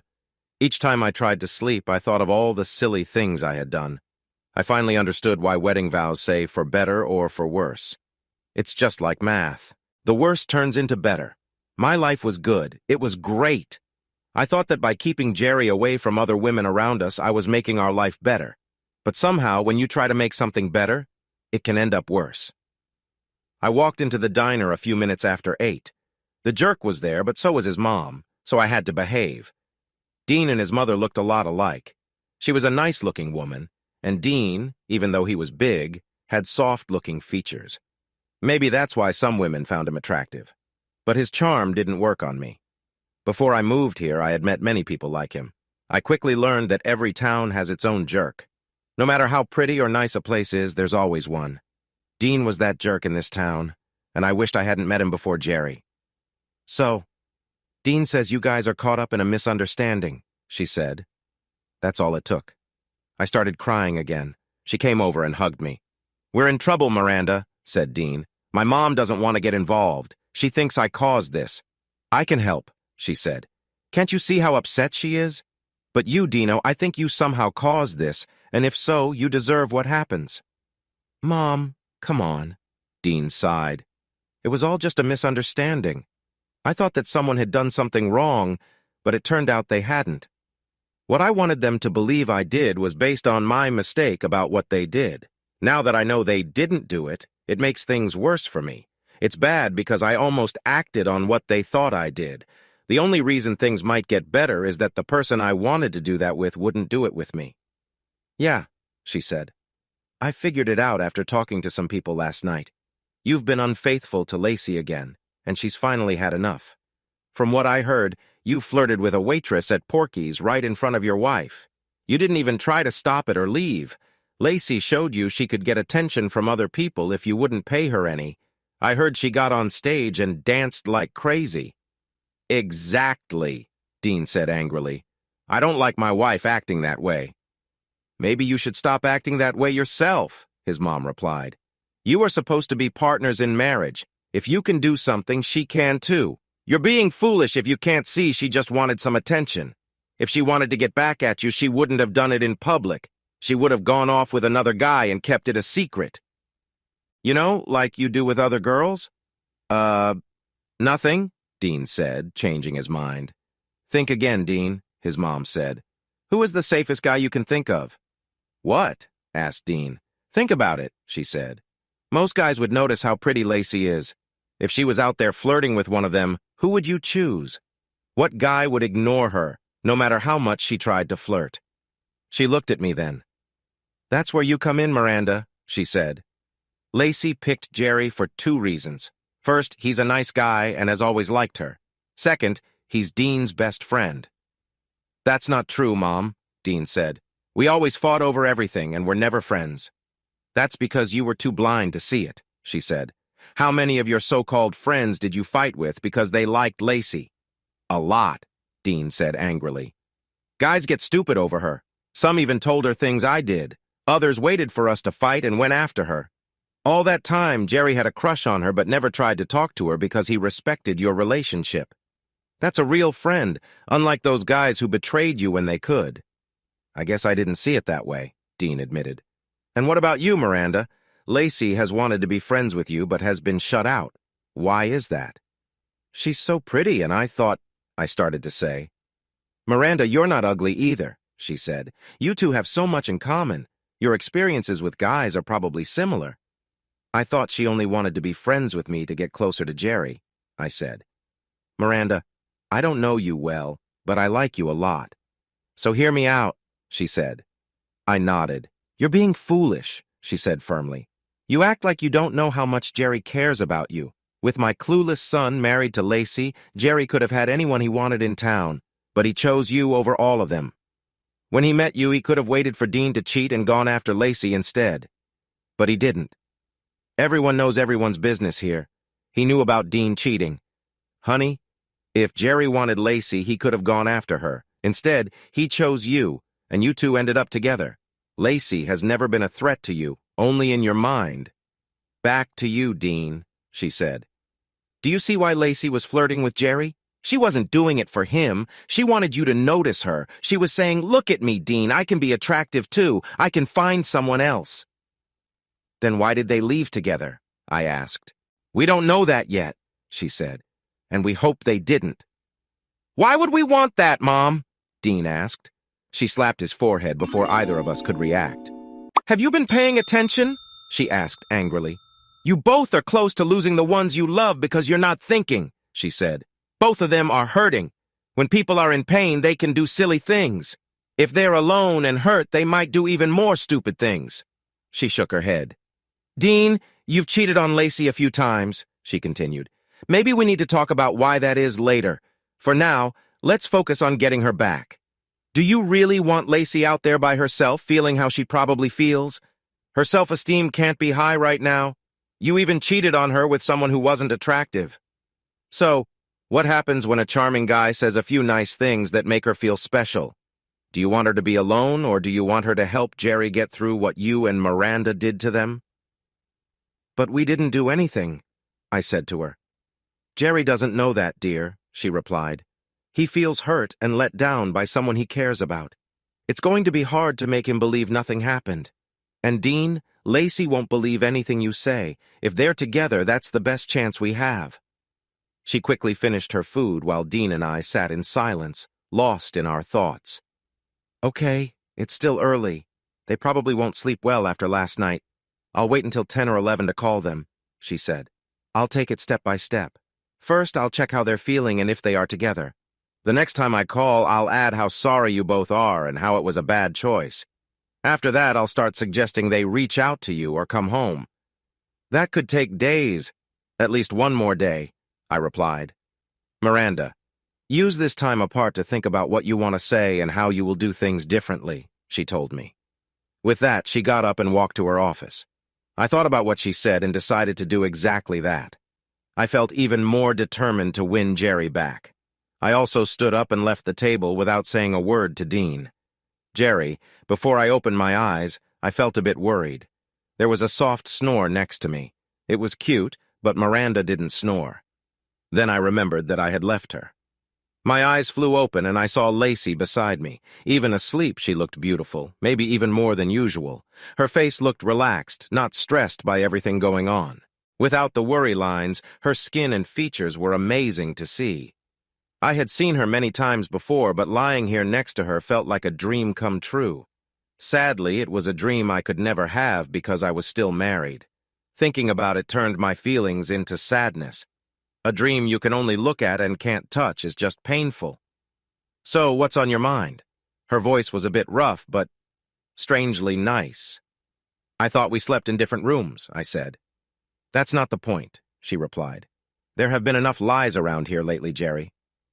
All right, I was thinking about how beautiful you are, even asleep, I told her. But I'm sure you've heard that a lot. But I've never heard it from you, she smiled. And Gerry, coming from you, it means much more. Everyone knows you're honest.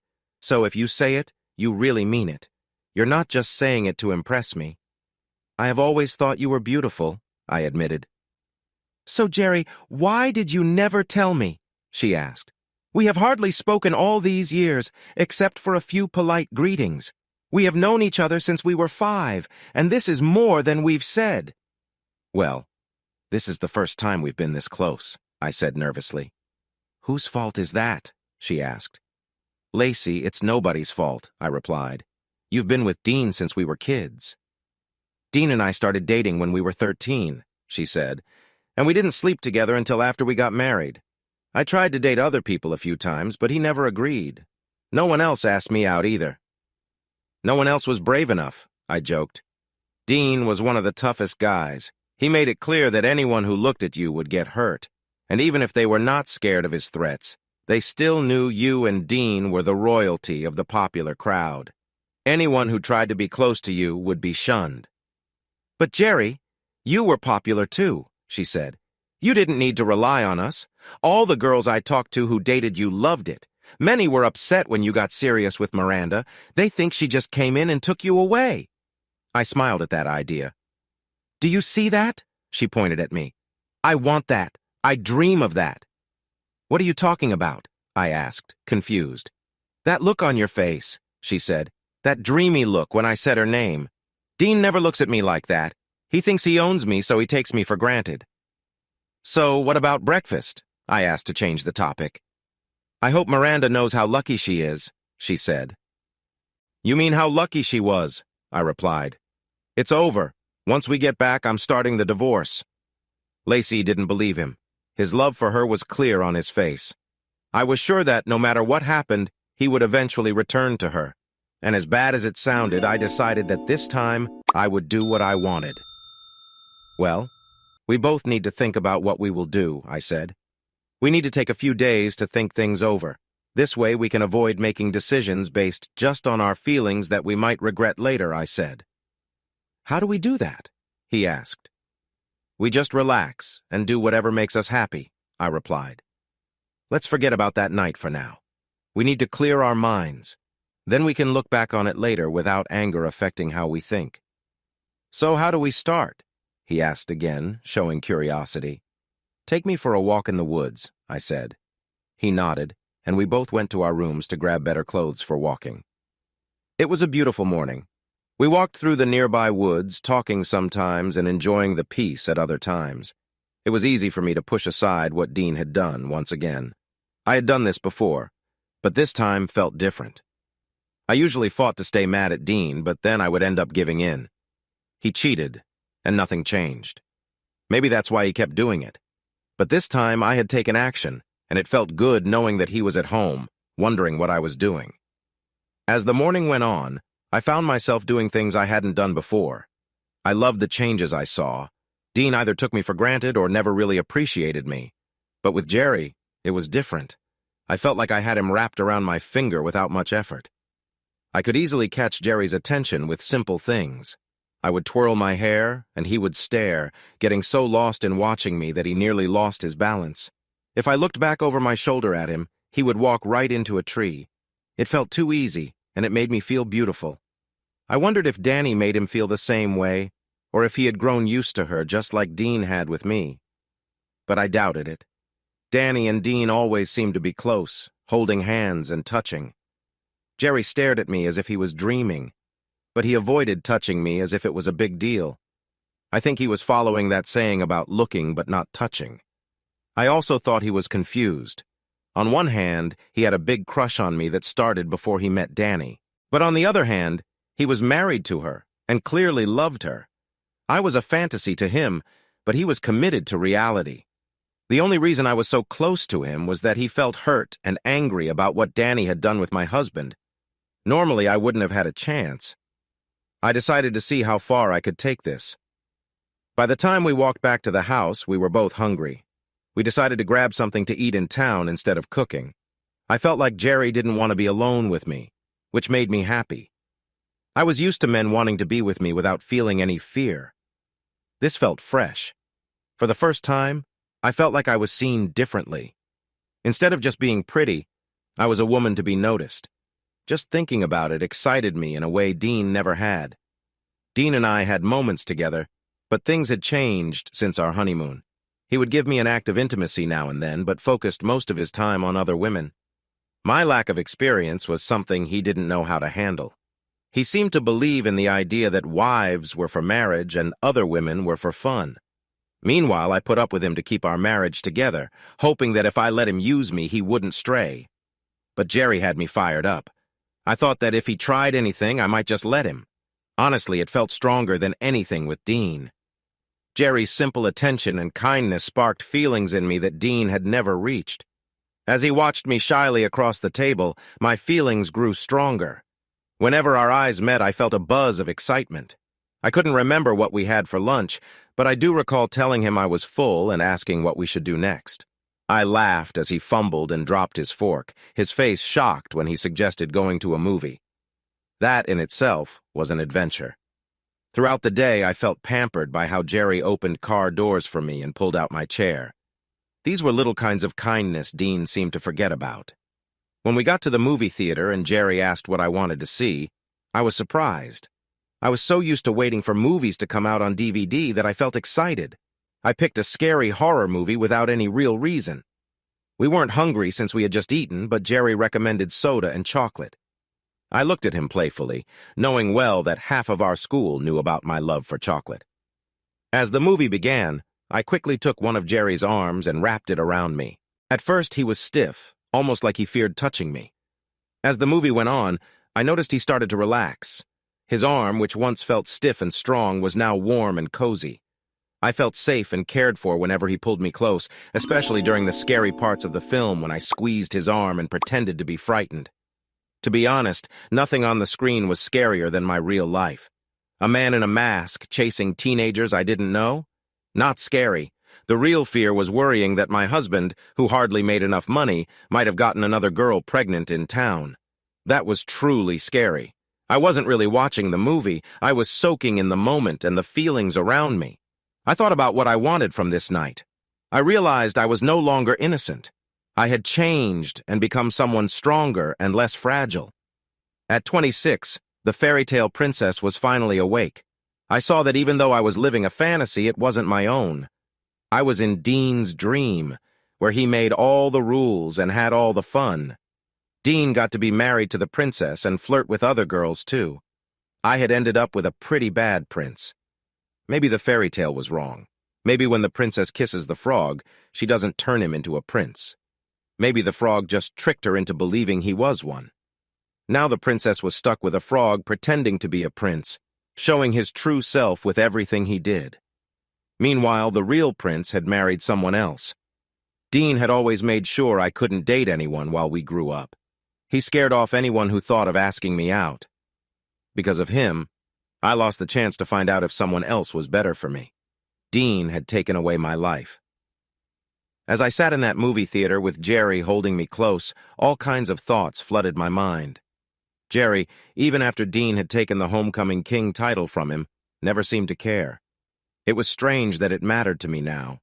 If feeling Gerry's arm around me made me feel this way, how would I have felt if we had ever danced together at the homecoming celebration?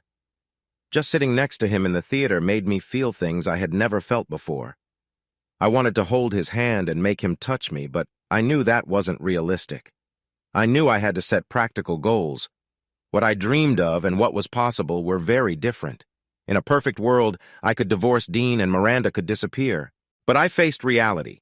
We didn't have enough money for a divorce, and if I even looked at Gerry, Miranda would hurt me. I could see that Miranda was tough. I had no doubt about that. Gerry was lean and strong in a way, but Dean was big and muscular. People would usually think Dean could easily win a fight, but that night proved how wrong they were. Gerry had easily beaten Dean without breaking a sweat. I worked out and ran a lot, But I knew Miranda could handle me easily. But if it meant I could be with Gerry, I would fight her. The problem was that it would be pointless. Gerry loved Miranda. I might be his dream girl, but she was his real-life partner. In my fantasy, Dean had to stay alive to see Gerry and me fall in love, but Miranda had to go, or at least move far away. If Miranda was around, I would have no chance with Gerry. That was the highest level of my dream, probably unreachable. The next step was a long affair that lasted until our spouses were gone and we could finally be together. We could keep it a secret, and everyone would be happy. Gerry and I could be together. Miranda would keep living her life with Gerry, and Dean could distract himself with other girls while I looked the other way. But that wouldn't work either. Miranda kept too close of an eye on Gerry. I heard that she made his lunches and took them to him at work, joining him almost every day. And she called him right after his shift. They did everything together. If he washed his car, she was right there. If he worked on it, she was under it helping him. If she even suspected I liked Gerry, I would be in trouble. The other reason it wouldn't work was that Gerry was too honest and too kind to cheat. The last level of my fantasy was to charm Gerry and enjoy whatever time we had together before facing reality again. In a perfect world, it would be our special secret. It would be a nice memory for both of us to think back on from time to time, especially when things got tough. Dean and Miranda would never find out. But if they did find out, maybe Miranda would be mad at me. Still, if I got the chance to be close to Gerry, I would take it. That's why I put his arm around me in the first place. The movie ended, and the lights came on. I was so into holding Gerry's arm that I hardly noticed it was over. "You know, that was a pretty good movie," he said with a smile. "I had a great time." "I'm really glad I saw it with you," I replied honestly. I was scared the whole time. I loved seeing the glow in his eyes. I could never forget the way he looked at me. Then I noticed him looking around and biting his lip. That look reminded me of Dean. He would always check to see if people noticed us when we were together. I didn't expect Gerry to act like that, but if he wanted to pretend we were a couple, it wouldn't take much pretending. "Lacey, are you cold?" he asked. As he spoke, he took off his outer shirt and wrapped it around me. I looked down and realized my body was reacting to Gerry. My shirt was thin, and it showed my body's response. "Well, maybe it's more than being cold," I said. "Sorry, Gerry. My body isn't as big as your wife's, but I have a strong reaction." He frowned, and I realized I had messed up. "Sorry again," I said. We were enjoying ourselves, leaving our problems behind until I brought that up. I won't say that again. "It's okay, Lace," he smiled. "We can start fresh. Gerry, did you bring many shirts with you?" I asked to change the subject. He looked at me puzzled. "A few," he replied. "Good," I told him, "because I'm keeping this one." The rest of the afternoon felt like a great high school date. The only difference was we were both married to other people. We went to a nearby lake and watched people fishing and boating. I took my shoes off and walked into the shallow water. I splashed Gerry and he chased me, catching me and pulling me onto the soft grass near the beach. I pretended to fight him off, but really I was giving in. He rolled on top of me. We were both laughing, and I could feel the tension between us. It felt like he was going to kiss me right there by the lake. And if he did, I would not stop him. But just as our lips were about to meet, he froze. I lay there so close to a kiss, with my lips ready and realizing it wasn't going to happen. "Sorry," he said. "I don't know what happened. I guess we were just having too much fun." "Maybe it's something in the water," I smiled. I felt it too. "It'll be dark soon," he said, helping me up. "We should head back to the house." "Sounds good to me," I said. And it did. We had gotten so close that it felt like we might have kissed on a public beach. Back at the house, alone, anything could happen. Miranda, sometimes moments like this make everything clear, even what never made sense before. Like they say, if you hold on too tightly, you might lose it. For the last 4 years, I was so scared of losing Gerry that I didn't give him room to breathe.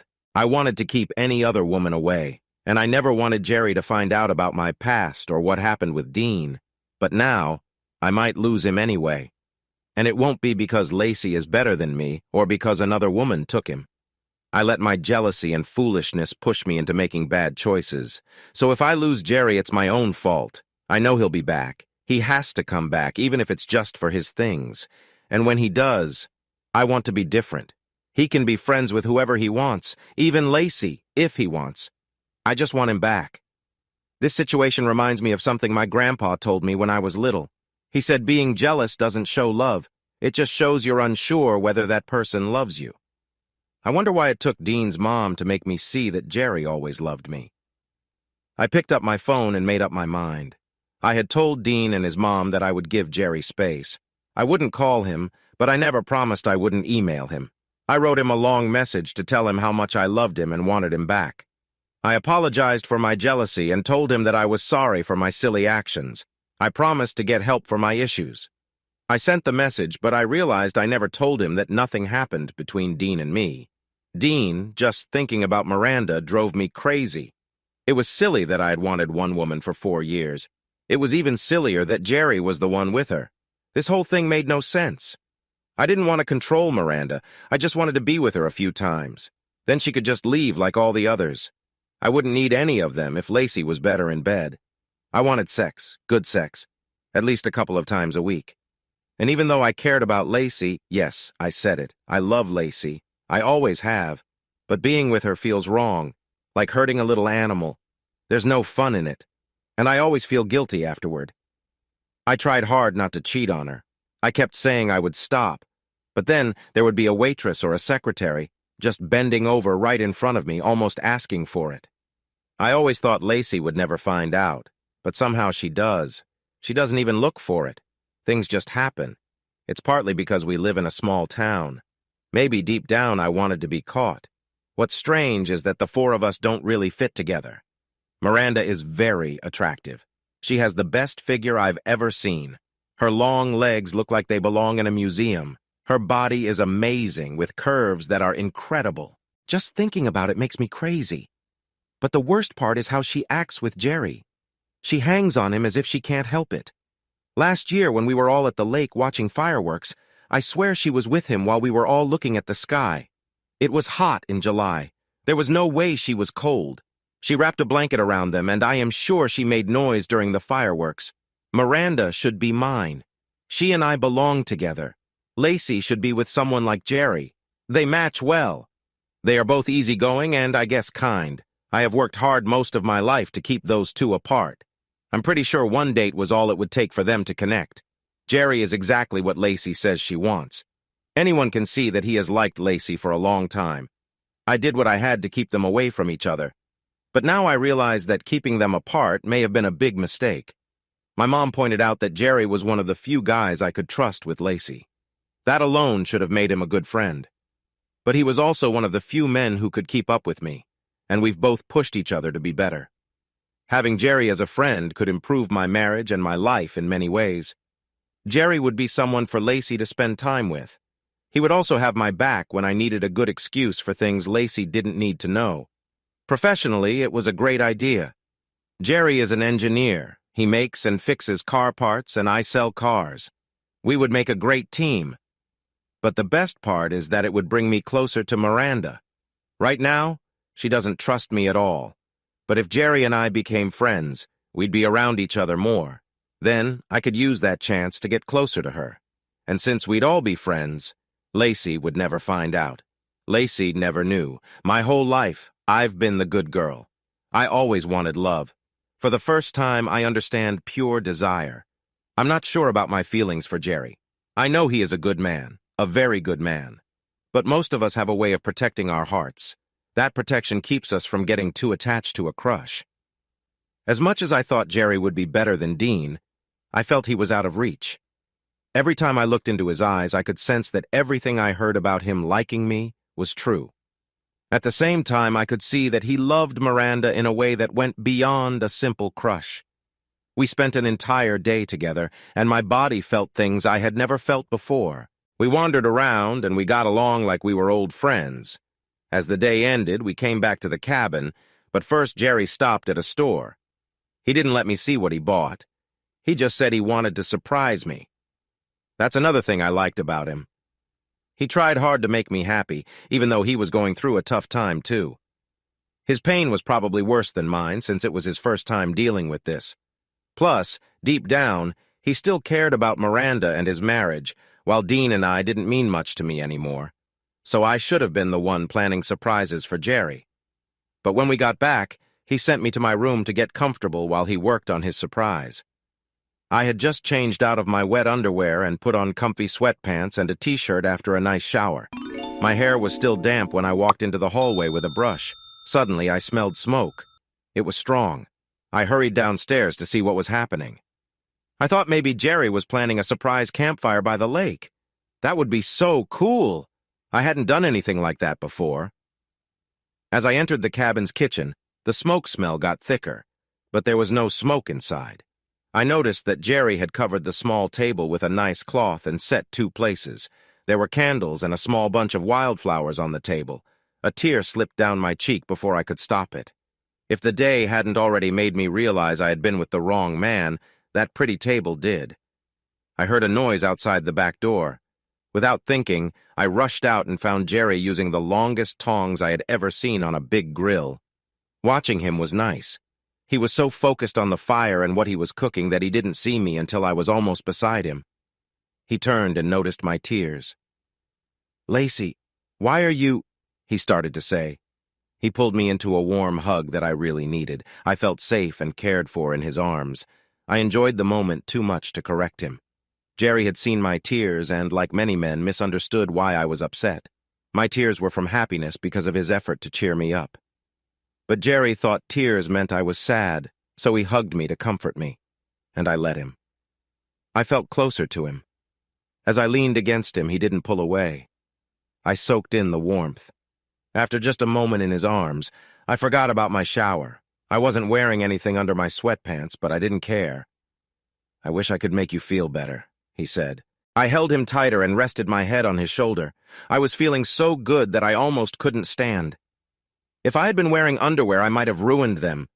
"Oh no," he suddenly said, jumping back to the grill. He used the tongs to flip a giant piece of meat that looked silly like something from a cartoon. "Oh, it's fine," I said. "I love steak cooked well and a bit crispy." "Great. That one's for you," he smiled. "Mine?" I asked, surprised. I looked at the grill. The heavy metal grates were full of food. The meat smelled amazing, and I suddenly felt very hungry. "That huge piece can't be just for me." "Have you ever seen a cowboy steak?" he asked. I didn't want to tell him that Dean and I couldn't buy things like that. We managed to pay our bills most of the time on time, but I didn't know there were different types of steak. I looked past him at the big grill and saw 2 smaller packages wrapped in aluminum foil on the sides. They looked like they were cooking at a lower heat. He sprinkled some water on the fire to calm it down a bit and turned to me. "I know this is tough," he said, "but every day we'll get stronger. I know you miss him, but you can't let him treat you this way. You matter, Lace. You're special. Maybe being away for a few days will make him see what he could lose. All I have to do is say the word and he'll lose me for good," I thought. I only nodded, trying hard to keep a sad look on my face, hoping he would hug me again. A little later, we sat across from each other at the small table. The room was lit only by the candles. It felt romantic. The smaller packages turned out to be seasoned vegetables. Gerry had grilled them, too. The whole meal was delicious. The way he looked at me showed he wanted me to have a great time. He kept pouring me a yummy white wine.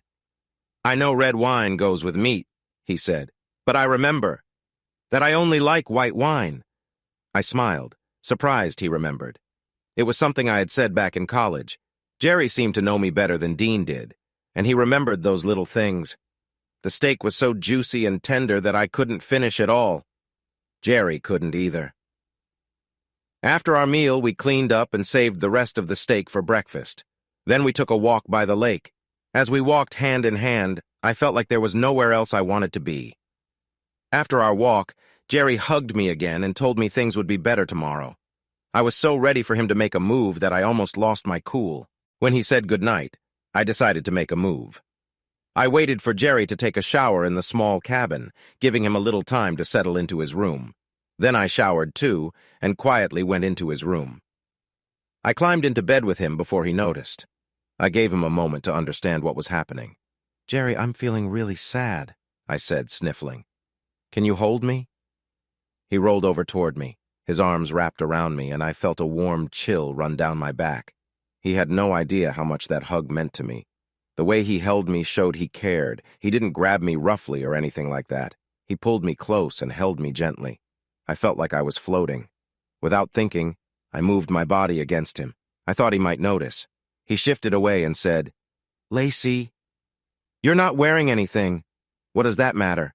I just need comfort," I replied. "Well, it's not you, Lacey. It's me. Being this close when you're like this is making me, react." I had to give him credit. Even then, he was trying to be a gentleman. I moved closer to him. "Gerry, it's okay to feel that way," I said, pretending I didn't know what was going on. But really, that was exactly what I wanted. I pulled his arms back around me, placing his hands where I wanted them. As soon as he realized, he tried to pull them away. "Gerry, it's fine," I cooed. "Really, I want this.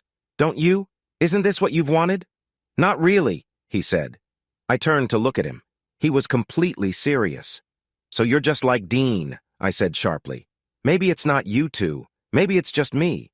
My husband would rather be with other women. Any women, old, heavy, or not good-looking, as long as they are not me. I guess I'm just not attractive enough." "That's not true," he replied. "Every guy I know would want to be with you."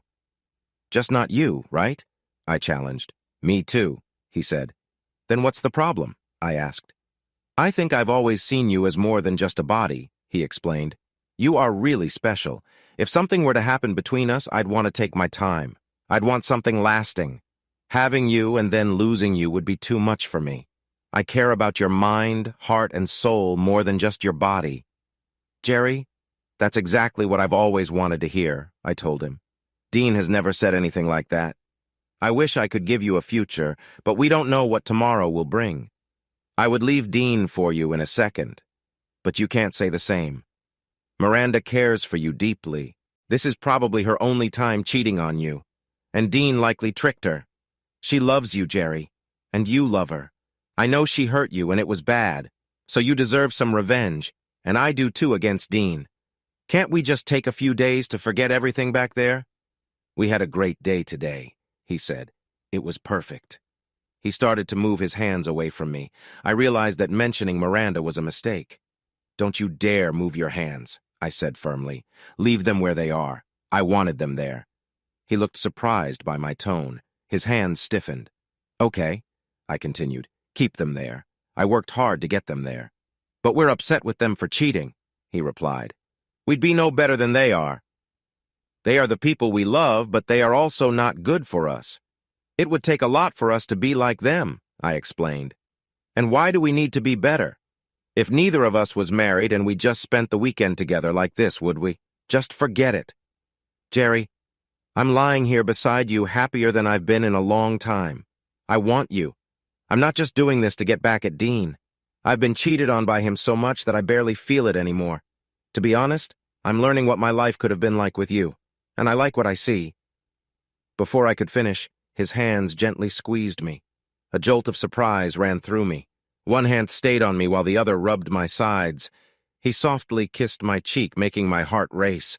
I wasn't sure what he was doing. I expected him to be rough, like Dean, but I was already feeling excited, and that was new for me. Gerry kissed my neck, and I felt amazing. When he saw how much I liked it, he kept going. He returned to my body, using his lips and tongue.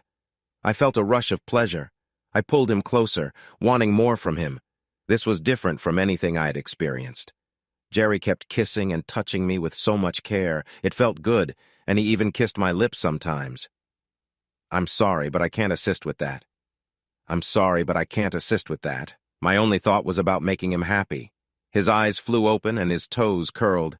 "Lace, don't you want to eat breakfast first?" he asked. "We can eat after this," I replied. "Then we can do it again." "I'm not sure I can," he said. "You tired me out. I feel like a bus hit me." "Oh, you can," I teased. "Part of you is ready." My second time doing this, after the first time just a few hours ago, worked well. He was getting ready again, not as strong as before, but still good enough. I got on top of him and took what I wanted. I couldn't believe that just 12 hours ago, I thought sex was something a woman did when she had no other choice. I leaned over him. My long blonde hair hung around us like a curtain. I wanted to see something, so I pressed my mouth against his, and he kissed me back. He didn't care about my morning breath or anything else. Our tongues danced as my hips began to move faster. I was not just lying there. I was taking charge, and then everything changed. He gently pushed me over and started kissing me again before he entered me. It was very sore, but I didn't mind. Our bodies moved together, and we felt connected once more. When he finished, he yelled into my mouth, and it felt strange, almost like I wasn't really there. My body reacted, but something inside me fluttered. It was one of the most special moments of my life. "That's all, folks," he laughed. "You have worn me out." I laughed too, and he kissed me. I pulled the blankets around us, and we quickly fell asleep. Hours later, we woke up to my phone ringing. I figured it was Dean and chose to ignore it. Gerry handed me the phone. He saw whose name was on the screen and realized it wasn't Dean. It was Dean's mother. We both liked her, so I decided to pick it up. Miranda, I waited, hardly breathing, as Mary called Lacey's number. We had agreed that Mary would call Lacey because she was Lacey's mother-in-law. The plan was simple. Mary would call Lacey casually to check on her. Dean and I would listen in. Mary would start by asking how Lacey was feeling. If that went well, she would try to gather as much information as possible. Dean and I wanted to know where she was and if she was still with Gerry. If Lacey seemed calm, Mary would ask when she planned to come home. "Hi, Mary," Lacey answered. Her voice sounded scratchy and odd. "Hi, Lacey," Mary said. "How are you?"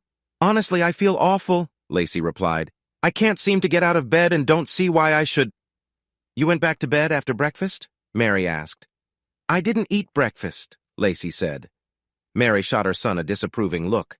"Sweetheart, I know you're feeling down, but you need to eat and take care of yourself," said Mary. "I thought Gerry would help you stay on your feet. I always thought he was the sensible one." Lacey said. "He's worse off than I am. I'm trying to lift him up. He's heartbroken and weak. He feels completely drained." Hearing that made me feel faint. I needed to hear Gerry's voice. "Have her put him on the phone," I whispered to Mary, who glared at me. I didn't care about the plan. I just needed to know Gerry was okay. "Lacey, can you give Gerry the phone?" Mary asked. "Maybe I can help him feel better." "Mary, our rooms aren't on the same floor," Lacey said. "If we talk later, I can have him call you." "Okay, dear, you do that," Mary said. "Lacey, please go eat something. You need food for your strength. Get Gerry to eat too. Do you feel ready to talk to Dean yet?" "Why, Mary, what's the point? He's never going to change. Maybe we shouldn't have gotten married at all." "Lacey, Dean and I have talked a lot," Mary said. "He feels really sorry. He's a different man now. He understands what he stands to lose. He wants you both to go to counseling, and he's going to join as well. He wants to figure out why he behaves this way. He knows things are different now. The fact that you left him made him realize how much he loves you. Things are not as bad as you think. You don't have all the details. Just think about it." Lacey didn't respond. I could tell it would take time to show her that this time was really different.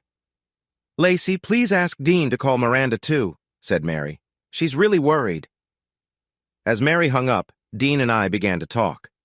"Well, I guess we got some answers," I said. "You can relax, Dean. They aren't together. They aren't even in the same room." "How is that supposed to make me feel better?" Dean asked. "Gerry is too busy being sad about you to protect her. She could be with anyone while he's in a different room crying." "I don't care who your wife is with," I told him. "You deserve whatever happens. I just want my husband back. I'm going home to wait for him to call." "You two are awful," Mary said. "Lacey is too small not to eat, Dean. She's lying in bed and crying all the time. Did you hear how strained her voice was? Gerry doesn't sound much better either. I think they're both so embarrassed by what you two did that they can't even look at each other. That's probably why they don't even have rooms on the same floor. I really hope this was worth it. You've both hurt two of the nicest people I know." As I walked out of the diner and toward my car, I heard someone call my name. I turned to see a guy from the kitchen at Porky's. "Hey, Miranda," he said, looking around to make sure no one could hear us. "How are things with Gerry?" he asked. "Not good," I replied. "I suddenly realized a lot of people knew about our problems. I guess everyone heard about you and Dean in Porky's office, huh?" he said. I just nodded. "So, I guess you don't want things to get worse, right?" he added. "How could they get worse?" I asked. Well, he said, as angry as he is now, just think about how he would feel if he knew about the other time you and Dean were together. What are you talking about? I began. Look, Miranda, he said, I don't want to make things worse for you. And Gerry is a good guy, but I have liked you since the first time I saw you. I know it might sound bad, but this could be my only chance. What do you want? I asked, confused. I want you and me to be together just once, he said. I promise I won't bother you again after that. Why would I trust a guy who is threatening me? I replied. Just think about it, he said. I'll be in touch. I got into my car, not even knowing that someone else had seen everything. Gerry and I looked at Lacey in surprise after she hung up the phone. Lacey, you lied, I said. Of course I did, honey, she smiled. What did you expect? She called you because she was worried, I said. Nope. She called to make sure my husband and your wife knew how we are doing. I bet they were right there with her, or she's going to tell them everything we just talked about, she told me. They need to worry about us, but they don't deserve to know the truth. Besides, I didn't tell one lie. What about what you said about our rooms being on different floors? I asked. They are, she smiled. Your room has hardwood floors and mine has carpet. But she thinks we're sad and weak, I said. I told her I hadn't eaten yet, she replied. If she thinks that means I'm not eating at all, that's on her. I also said I hadn't gotten out of bed. That's true, too. I just didn't tell her it was because you've been with me. Do you want me to call her back and say that? I guess not, I said.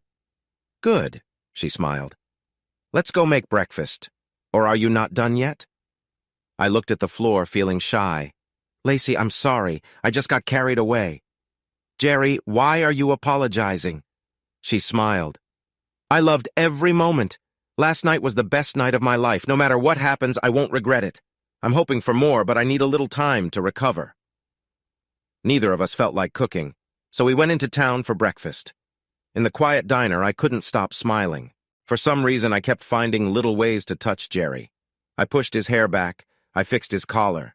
I had to hold myself back from holding his hand. Soon, I moved my chair right next to him instead of sitting across. Some of it was on purpose, but a lot was just natural. I didn't realize it until the waitress pointed it out. Good morning, folks, she smiled. Are you two newlyweds? What makes you think that? Gerry asked. I tapped him on the shoulder. How could you tell? I added. Anyone can see it, she smirked. You have that just got out of bed look. You look exhausted, but you can't keep your hands off each other. Those wedding rings show you're married. Most couples who have been together a while can't stand each other. We ordered breakfast and she walked away to get our food. Gerry seemed lost in thought. I had a few things on my mind, too. What she said isn't always true, right? I told him. It isn't true about you and Miranda. In the 2 days we've been away from home, I've just thought how great it would be to have someone love me like you love her. I also figured out why she feels that way. Lacey, Miranda isn't evil, he said. I know that now, I replied. She just seems scared someone will take you from her. But with a body and face like hers, I don't see why she should be worried. I really don't think anyone could come between you two. You could, he said. My heart raced.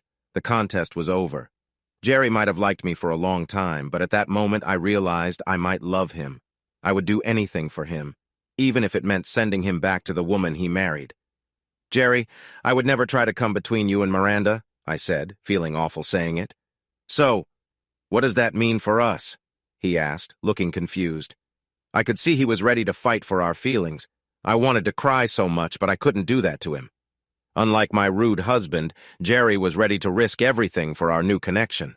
If our lives were a movie, I might have jumped into his Mustang and driven away with him, leaving everything behind. We could have started fresh somewhere else. But we both had spouses and families who depended on us. We couldn't just leave. It leaves us as very good friends, I said softly. And we won't let anyone stop us from being that. We will always remember this weekend as something special, but we have to go back to our lives. That's nonsense, he said, clearly upset. He took a deep breath to calm down. We need to go for a walk by the lake, he said. I signaled to the waitress, who brought us the check. Gerry paid, leaving a generous tip that made her smile and say she hoped we would come back soon. Gerry seemed like he might cry, but I felt like smiling. Gerry was fighting for us in a way my husband never had. It made me feel good about myself and lifted my spirits. By the time we reached the lake, Gerry was calmer. "Lacey, you told me that Dean kept you from hanging out with other people during school and college. How do you think he will react to us being friends?" he asked. "Things are different now," I replied. "Gerry, you don't know what these few days have done for me. I won't ever let him or anyone else control my life again. But you will have a tough time. Miranda won't let anyone near you. She probably already wants to confront me." "That's going to change," he said firmly. "If she hopes to get back in my good books or keep me with her, she needs to change her ways. As long as they don't know what really happened between us, we have the advantage. But we need to talk about what comes next." "Ooh, we have things to discuss?" I asked, curious. "We need to decide what to tell them about our time together," he said. "That's simple," I replied. "They think we spent most of our time being sad about them. We were on different floors in the same hotel. That's all." "But isn't that misleading?" he asked. "No, it's just keeping things quiet," I said. "That's a minor issue. What they did was far worse. Didn't she say she would never cheat on you?" He nodded. "So she lied to you," I continued. "She cheated and lied. She doesn't deserve to know everything. They think we were on different floors. Let's just let them think that. I'll handle the talking." "How will you do that?" he asked. "It'll be easy," I chuckled. "Men don't pick up on hints. You think very straight. I won't even have to lie. When Dean asks if we were together, I'll say, 'Gerry and I are not the kind of people to cheat, you know.' That leaves it vague." "So you'll tell him a lie?" he asked. "A marriage built on lies isn't strong." "Gerry, what I said isn't a lie," I laughed. "I didn't say yes or no. He will probably take it to mean no, but that's on him. Most marriages have some lies. If a wife asks her husband if a dress makes her look big and he loves her, he might not say the truth. If he did, he'd have a problem at home." He shook his head. "Gerry, I know you care about me, but don't you still love Miranda? Do you plan to stay with her?" I asked. "I guess," he said. "After this weekend, we are even. But if she ever does something like this again, I won't hesitate to leave her." "So will you tell her the whole truth?" I asked. "Will you walk in and say, 'Miranda, I spent 2 nights with Lacey and we had a great time'? Really?" "Okay, I see what you're saying," he admitted. "Telling the truth would hurt both her and our marriage more than staying quiet would.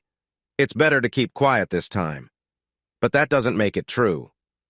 "Which parts aren't true?" I asked playfully. "Did we not share special moments?" I tapped my back. "Well, yeah," he said, looking shy. "You were the first person I shared that with," I said. "It was something special. So didn't we share more than just a hug?" "Yes," he replied, again not meeting my eyes. "I loved every moment of it," I said. "I thought of you in ways I hadn't before. I remember wanting to be close to you. I've never done that before, but I wanted it for you. I know Miranda may be different, but we shared something real." "It was very good," he said quietly. I noticed how his legs were rubbing together. "I'm sure you remember us being together a few times," I teased. "Of course," he replied. "So which part did you make up?" I asked. "We didn't have 2 nights and an afternoon. We only had 1 amazing night, and you forgot about the morning," he said. "You're right, sweetheart," I said. "I completely forgot about the morning. But you forgot about this afternoon when we get back to the cabin. We will have our afternoon. Then we can take a nap in each other's arms. After that, you'll have me for the whole night again." That's how it happened. We spent the afternoon together, and it was wonderful. We took a nap, wrapped up in each other's arms. I had 2 secrets I wanted to share with him, but I decided to wait for another time. When we woke up, we showered together. It was a new experience for us. And then things changed. Gerry drove us far away from the small town to a bigger city. We had dinner at a very nice restaurant. It was probably the fanciest place I had ever been to. I appreciated what he did, but I didn't say that I preferred our dinner at the little table with the steaks we grilled. That felt more romantic. When we got back to the cabin, I expected Gerry to take my clothes off and be with me. But it was different. He took off my clothes slowly, kissing every part of my body as it was revealed. He adored my body. I thought it would be fast and rough, but it was so gentle that I almost cried. We kissed and touched each other the whole time. It took a long while for us to reach that sweet moment, but I was excited all the time. When he finally let me feel that release, it was like a wave of joy washed over us. We were both tired again. I wanted to enjoy my last night in Gerry's arms, but just as I was settling down to sleep, he interrupted my thoughts. "I love you, Lacey," he said. I was so shocked that I couldn't respond. Did he really mean it? I lay awake all night considering his words. It felt like everything changed. I decided that when morning came, I would tell him the same thing. After all, my feelings for him were among the secrets I wanted to share. But as I thought about it, I wondered if I had the right to. Everyone in town knew how Gerry felt about me, but my feelings had grown over just one weekend. Even though I was sure they were real, I had no way to prove it or explain it. The next morning, I touched Gerry. "No, Lacey," he said. "Is my offer that bad?" I asked. He shook his head and then kissed me. His tongue found mine, and he held me so tightly that it was hard to breathe. I could feel how much he cared for me. "This is hard enough," he said. "If we are together again, I might not be able to let go." I nodded, pretending to understand. But I really thought, then let's spend forever together, even though I didn't say it out loud. Dean. She was coming back home. They were driving so we could talk. She called me that morning right after they started their drive. It was a 4-hour trip, so even with a lunch break, they would be back by mid-afternoon. But something felt different with her. She didn't ask me what I wanted. She didn't cry or plead to discuss things. She simply told me we were going to talk. And when she said all of us, I knew that meant Gerry and Miranda would be there too.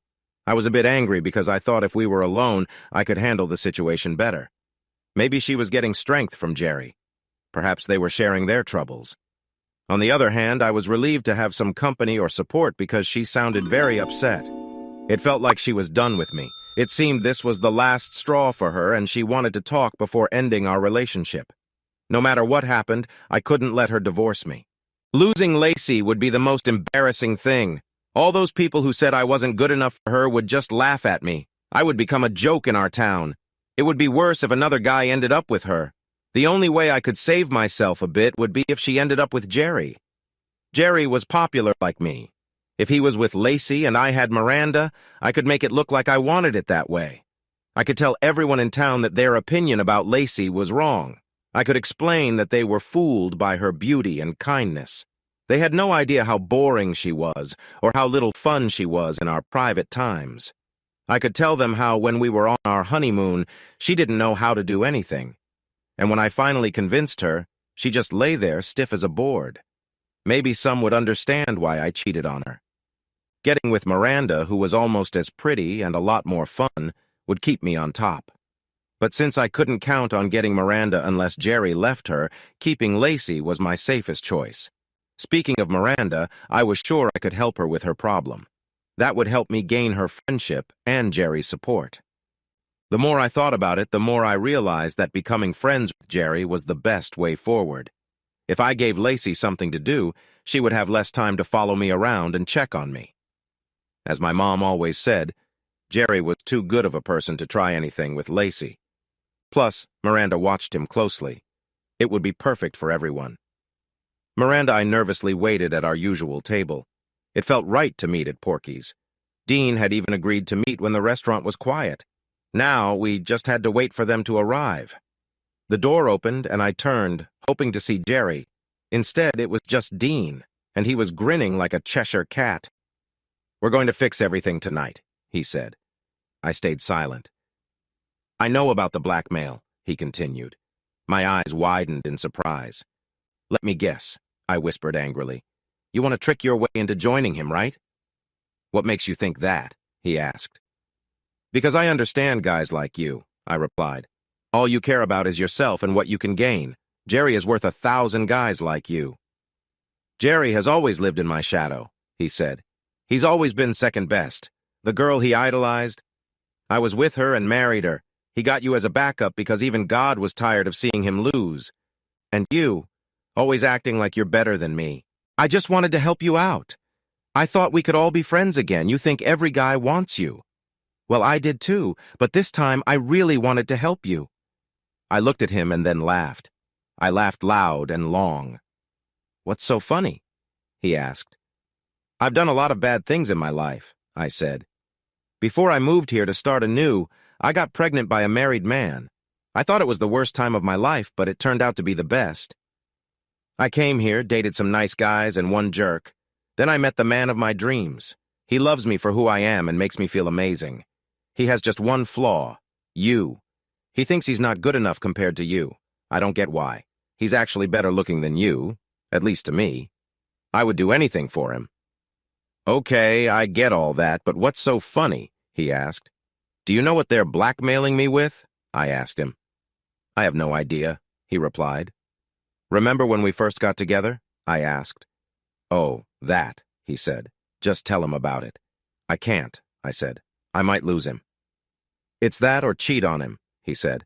But don't worry, I've got this covered. He looked over to where a man was setting up a laptop and other gear. You ready, Bob? He yelled.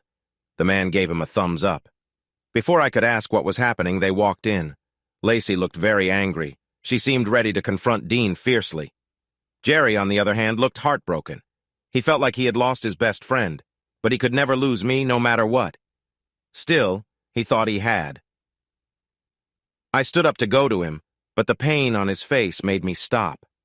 If anyone had ever hurt Gerry like that, I would have been furious. The fact that I was the cause was heartbreaking.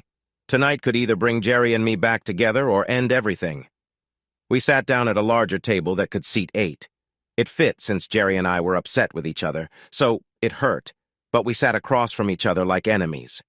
It was the same with Lacey and Dean.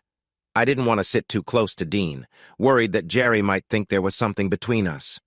I'll start, said Lacey. She was usually not this assertive, so we listened closely. Dean, this is it, she said. I want a divorce. I can't be with a man who keeps cheating on me. I've given you too many chances, and you haven't changed. Anyone who cheats this much doesn't love me, so there's no point in staying married. Remember less than 2 weeks ago? That night I got angry and danced on stage? I told you then that if you cheated again, we were done. So you get a lawyer, and I will too. She paused and looked at him. Do you think this is funny? She asked. He just nodded. Lacey, I love you, he said. These 3 days apart made me think. Being without you made me realize I need to change. There are going to be changes in our relationship and in me. It's too late, she said, a bit uncertain. Again, he shook his head. Why not? She asked. You could see his words were reaching her. They had been together for so long. A long relationship builds connections, and something inside her wanted to hear him out. Dean pointed to the man at the other booth. The man came to our table. Dean, you don't need this guy, said Porky. I recognize his gear. He's a lie detector tester, right? Dean nodded. Why don't the 4 of you come into my office? Porky suggested. Once we were all settled in his office, still confused, he pointed a remote at a big TV across his desk. Everything in my office is usually recorded, he said. This will be better proof than a lie detector. The TV turned on, and we watched a scene from the bar unfold first. Dean was pacing angrily, staring at the door. That was Dean 3 nights ago, Porky said. He was really mad that you weren't there. He was so upset that he ignored my waitresses. If you look across the room, you'll see Miranda. She's always alone, which is strange for such a beautiful woman. But watch this. One of her husband's bandmates walks over to her. You can't hear much because of the loud music and people drinking, but he tells her he saw Gerry stuck in traffic and that Gerry picked up Lacey. I think that's what started all this mess, right? Dean and I nodded. Dean got really angry, Porky went on, and so did Miranda. But I don't get it. Dean, Gerry did a good thing. Did you really want him to leave your wife waiting on the road? And you too, Miranda. Lacey has tried hard to be your friend. She always stands up for you when some stuck-up people talk bad about you. You should know you can trust Gerry. He cares about you a lot. I nodded. I know he does, I said, and I love him just as much, but I get so jealous of Lacey. She's really pretty, and Gerry liked her for a long time.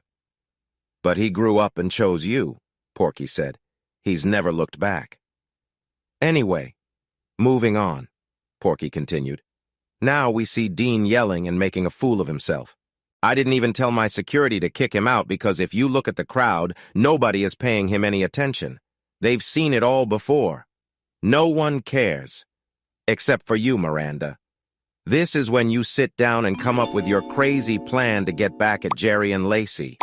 If you keep watching the video, you'll see Miranda suddenly jump up and slap Dean hard. That was probably when he suggested that the two of you get back at them in a way to make them jealous.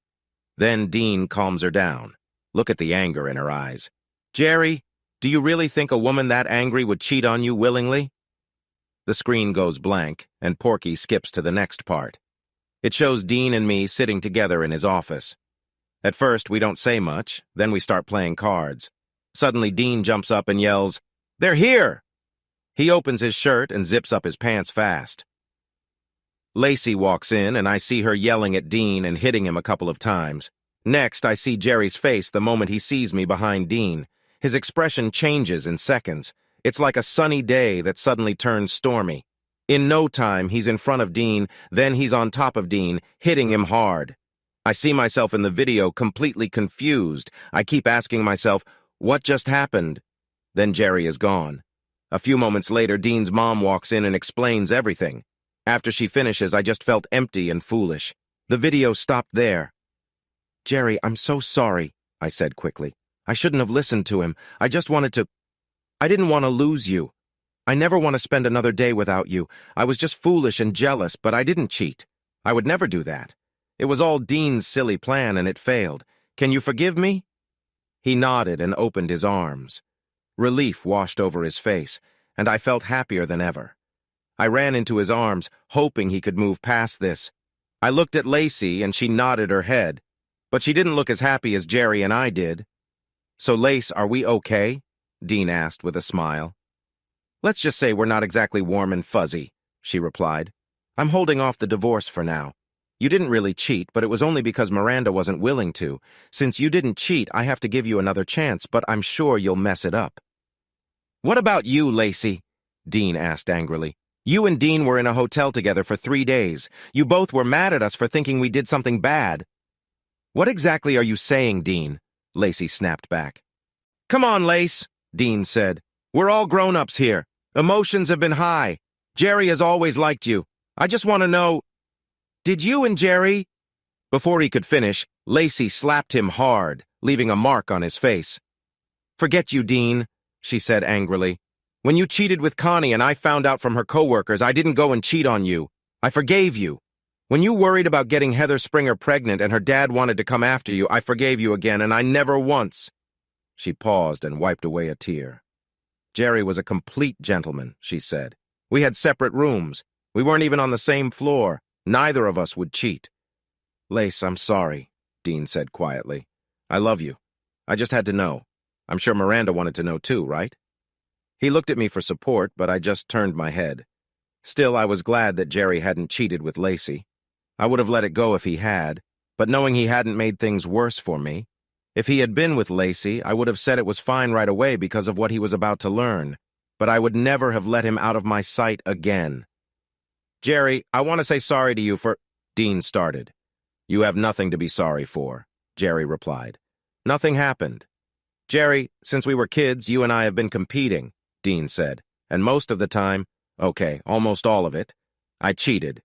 You always played fair and were nice about everything. A lot of people say we've grown up. I'd like us to be friends, I really mean it." I was surprised, but Gerry did what anyone who knew him would expect. He shook Dean's hand and said he'd like that too. "Miranda," Lacey said. "You don't need to say anything, Lacey," I told her. "I think I need a friend too, so if you want to be my friend—" In her usual way, Lacey came around the table and hugged me. She really was a good person. "Lacey, maybe we should wait until you hear the next part," I said. "You might be upset with me, but I promise I didn't know back then." "You don't want to be my friend?" she asked, looking hurt. "Of course I do," I said. "But you might not want to be my friend in a few minutes. I'm just trying to protect you, okay?" She looked confused. "Gerry, we have a problem," I told him. "I'm being blackmailed." "By who?" he asked, sounding angry. "I haven't done anything yet," I said, "and I don't plan to. I'm going to tell you everything, just listen. It covers a lot of things. You know most of it, but Lacey doesn't, and some of it explains things." "Okay," said both Gerry and Lacey. "Wait a minute," said Dean. "Hey, can we get some beers over here?" "Help yourself," yelled Porky. Dean went to the bar and stepped behind it. Gerry turned to Lacey and me. "What can I get for you, ladies?" he asked. "You know what I want," I told him. "Get one for Lacey, too." She smiled, looking unsure. "You're gonna love it," I said. Dean came back with a bottle of whiskey and a plate of snacks. Soon after, Gerry joined us with a full tray. Dean started laughing. "What's so funny?" Lacey asked. "Look at Gerry carrying that tray," he said. "Thanks to him, I got one last story to tell." "Huh?" said Lacey and I. "We didn't get it. Every time I came here, I made friends with one of the waitresses." He laughed. The three of us laughed along because it was funny. Just as I was about to tell my story, Lacey took a sip of her beer. "Wow, this is good," she said. "What is it?" "It's my favorite beer. It comes from a brewery in Wisconsin," I told her. "It's called Not Your Father's Root Beer." Then I started my story. I grew up in a normal family in Ohio. I was the youngest of 3 kids and the second girl. Being the youngest meant I was mostly ignored.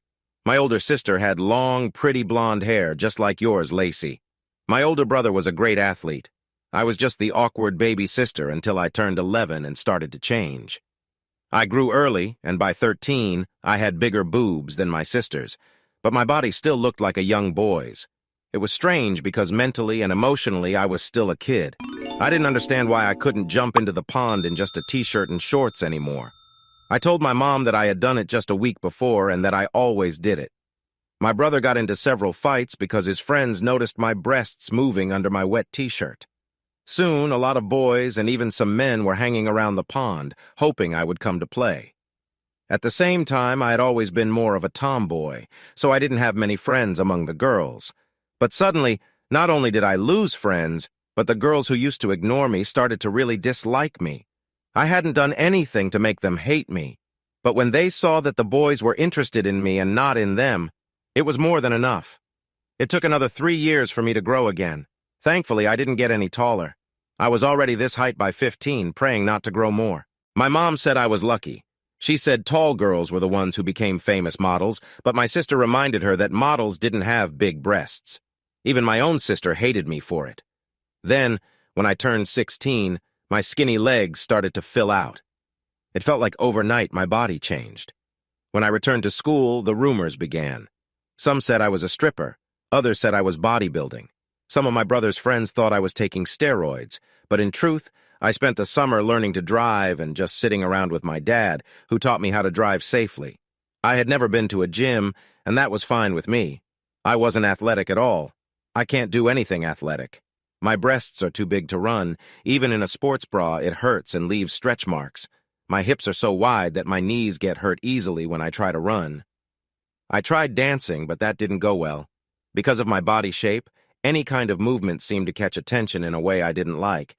I also had other problems. Most boys my age were too scared to talk to me, and since I wasn't interested in dating boys, some girls thought I must not like them at all. I finally left all that behind when I graduated from high school. My grades were okay, but I never really tried hard. I signed up for a community college nearby. There, I quickly started making friends. A lot of my issues came from the tough times in high school. I struggled to talk to people, so I didn't know how to fit in. But just like before, there were a group of girls who wanted to make me look bad. I went out with a couple of guys, but things turned sour fast. I was so eager to have friends and be loved that I believed whatever they said. Soon, I earned a bad reputation, and this time it was true. My turning point came from my English teacher. He had a special way with words and always knew what to say. He told me I had a talent for writing that I should explore. Thankfully, he wanted to help me. We spent so much time together that I became less available to others. This helped quiet some of the nasty rumors those girls liked to spread. He seemed like everything I wanted. He was caring and made me feel important. But sadly, he was married with 3 kids and was not honest about it. I didn't find out until it was too late. I was already expecting his child. Even after I learned the truth about his marriage, he convinced me it was okay. He said his wife didn't support him and that he was getting a divorce. I believed him. He told me it wasn't the right time for us to have a baby because I was too young. He said I would be pulled into the divorce and look bad. Naturally, I took his word for it. I chose to have an abortion, thinking he felt as sad about it as I did. I believed him until I overheard him talking to a friend. He said I had the best body he'd ever seen and called me the most gullible girl he had met. He made it clear he had no plan to leave his family for me. He just wanted my body. When our relationship was revealed, he got a real divorce. His wife took everything he had. He lost his job, his money, and the chance to see his kids again. Sadly, my reputation got even worse. I felt like I had to leave town to save my sanity. My family sent me to a therapist to help me with my feelings. It took a bit more than 2 years for me to heal. When I moved in with my aunt, I felt ready to start fresh. I promised myself I would never let anyone take advantage of me again. I also decided not to let mean girls get to me. A few days after moving, I wasn't sure if I wanted to stay. I couldn't find a job related to my studies. My aunt encouraged me to explore the town, so I went out a couple of times. The first time, my aunt took me to the ice cream shop. I met many guys who seemed interested in me. The next day, I was still unpacking when I met Gerry. He was fixing my aunt's lawnmower. When I saw him, something about him drew me in. As he worked on the mower, I noticed his kind and honest face. I felt something for him. Even though he didn't know me, I felt a kind of love for him. I decided I wanted to win his heart. I knew I was pretty, and I thought I could get his attention. I'm a bit ashamed to admit that I didn't care if he was married or not. I went to a party with a guy named Rick, who said everyone would be there. I had no real interest in Rick. I just wanted to go to the party. Before anyone thinks bad of me, Rick was using me too. He took me to the party to show me off and make it seem like we were together. He also wanted to make another guy named Dean jealous. I didn't know Dean had just married someone named Lacey. I was focused only on Gerry and wanted to meet him badly. At the party, Dean tried to flirt with me. When I mentioned Gerry, he got angry. He told me I couldn't be looking for Gerry Lewis, but I was. Dean claimed he knew Gerry well and could tell me everything I needed to know about him. He insisted that I should get to know him better so he could help me win Gerry. We ended up in a motel room where he thought he would get something from me. "I'm sorry, Lacey, I didn't know who you were or that you were Dean's wife." "So he was cheating on me less than a day after our wedding?" Lacey yelled. "You both said you would just listen," I reminded her. Lacey took a breath, but she and Gerry still looked very angry. Gerry's fists were clenching and unclenching. I needed to finish my story before things got worse. Dean said he would tell me how to get close to Gerry if I gave him something in return. I joked and asked if a kiss would work. He said yes, so I told him to take off his clothes. After he was undressed, I asked him for some information about Gerry before we started.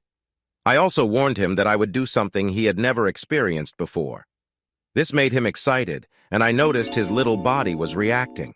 And when I say little, Lacey, you know what I mean, right? Lacey looked puzzled. "Isn't it a normal size?" she asked. "I've never seen another one." "Lacey, we need to have a talk," I said. Anyway, Dean then told me I was wasting my time with Gerry because he was already in love with someone else. He said Gerry loved you, Lacey. He mentioned that Gerry might not be interested in anyone else and might even leave town for good since you just married Dean. He didn't say he was the one you married. Then he asked if I was ready to kiss him. I said no and turned to leave. He got angry. He ran out of the room, shouting at me. He yelled, "What are you doing? You promised!" I reminded him that I hadn't promised anything and pointed out he was standing naked in the street. He ran back inside the motel. I didn't realize many people had seen us. One of them is the person who is now trying to blackmail me. "But you didn't do anything wrong, honey," Gerry said. "You should have told me." "Well, we brought in the lie detector guy to show you and Lacey that nothing happened," Dean said. "We don't need that," Gerry replied. "I trust Randa. At least I hope I can." He took my hand. "Honey, why go through this? Just tell me." "Gerry, you get nervous when Dean is involved," I said. "You seem to think he always wins. I was afraid if I told you I went out with Dean, even if it was before we met, you'd leave me and let him have me back. I would do anything to keep you, so if living with a lie was what it took to stay happy together, I would do it. I love you." "So it's over," Lacey said. "That jerk has nothing against you, Miranda." "Oh, no, it isn't," Gerry said angrily. "No one will blackmail my wife and get away with it." "But they don't have anything," I said. "I've never cheated on you and never would have, which is why I told you. They can't hold anything over me." "That's not good enough," Gerry said. "You sound more like me every day," Dean grinned. "I have a plan." Gerry, 2 hours after our big talk, I was full of energy. My feelings were all over the place, and there was so much happening. I loved Miranda more than ever. Finding out she had never cheated on me changed everything. Learning about her past made me love her even more. Some guys might be upset that she tried to win me over by any means, but I thought it was great. Men go after women all the time. We see someone we like, we ask them out, and hope they fall for us. Why can't women do the same? Men often chase women because of looks or desire. Miranda chased me because she believed I would love her the way she wanted to be loved, and that I would never hurt her. Isn't that why we all fall in love? Lacey was a big complication. I had loved her forever. When she married Dean, I thought I had lost her for good. I had come to terms with that. But spending a weekend with her changed everything. I realized I still loved Lacey just as much as before. During those 3 days, she impressed me beyond my imagination. I knew she loved me too. I could feel it in every look and breath she took. But I was confused about what was happening. Then there was Dean. I had disliked him for a long time, but now I needed him and his plan. I even liked the idea of us being friends. I have a lot of friends, but who couldn't use a few more? Plus, if we became friends, I could see Lacey again. No matter how much I love Miranda, I still need Lacey in my life. Finally, there was the blackmailer. I wanted to confront him. I hoped he caused trouble after we caught him. The plan was simple. Miranda called him and told him to meet her at Porky's to get his blackmail money. She said it would only happen this once. He laughed, which meant he expected this to continue. She would take him to the office at Porky's. We would record him trying to blackmail her. Before anything got out of hand, Dean and I were ready to catch the guy and hand him and the recording over to the police. I was hiding under Miranda's desk while Dean was tucked away in the closet. We waited quietly. I couldn't resist tickling Miranda's legs while we sat there. I kept moving my fingers up her legs. She opened her legs to let me go higher. "Gerry, when we get home, I'm going to show you how much I missed." She stopped when a man knocked and came into the room. To our surprise, he wasn't alone. From under the desk, I could only see 3 pairs of legs. I couldn't tell how big or old the men were, and I just hoped Dean wouldn't back out. I was committed. There was no way I would let them take Miranda. "Hold on," Miranda said. "This was supposed to be just you and me. You never said anything about anyone else being here. I didn't agree to that." "Deals change, sweetheart. That's how it goes," he replied. "Besides, they're not just watching, they want to join in." "That's not happening," Miranda said firmly. "I've never been with more than one person at a time, and you can't force me into this." "You will," the man said. "If you don't, your marriage is over. I'll tell Gerry what I saw." "That's wrong," Miranda shouted. "You can't blackmail me." "Cheating on your husband is wrong too," he shot back, "especially when it's with the guy he hates the most." Miranda stood up. Her short skirt and tight top had all 3 men staring at her, so they didn't notice Dean moving behind them. "So what's this about? Why did you move the chair?" the man asked, grinning at his friends. "See? I told you she'd go for it." "You were wrong about a lot of things," Miranda said, a smile on her face. "First, I never slept with Dean. Second, my Gerry and Dean don't hate each other. They've grown up and moved on." The 3 men looked at each other, realizing her act was over. She was no longer scared, but smiling like she was at a fun show. "The third thing is that I'd never be with anyone as disgusting as you 3. Anyone who has to blackmail a woman to get her to sleep with them is pathetic. I'd rather lose my husband than be with you," she said. The men looked uneasy now. I was sure they sensed something was off. "And the last thing you were wrong about is why I moved my chair," she said, still smiling. "I wanted to see my husband take you down." As she said that, I stood up and charged at the 3 men. The second guy looked younger and in better shape than the others. I went for him first, and I felt I knew him from somewhere. He stumbled back as my fist hit him, but Dean was quick. He tripped him with his leg, sending him crashing to the ground. I jumped on him and punched him in the face 3 times. He was out of it. I turned to the guy who had been talking. Dean had thrown the 3rd guy into a wall. He didn't get back up. The last guy tried to run. I kicked him hard in the back just as he was getting up, and he fell forward. I jumped on him, pinning him down. "Please!" he cried. "I couldn't help it. She's just too attractive." "Think about that while you're in jail," I said. "What?" he whined. "We fought. We're even." Just then, Porky came in with several police officers. Each officer quickly grabbed a blackmailer. When they caught the younger guy, he looked shocked. "Officer Carroll, what a surprise," he said. Then I remembered where I had seen him before. He was the cop who had given me a speeding ticket while checking out Miranda. All three men ended up facing serious time in jail. The judge gave Officer Carroll the longest sentence of 10 years, and he deserved it. That night marked the start of a great friendship.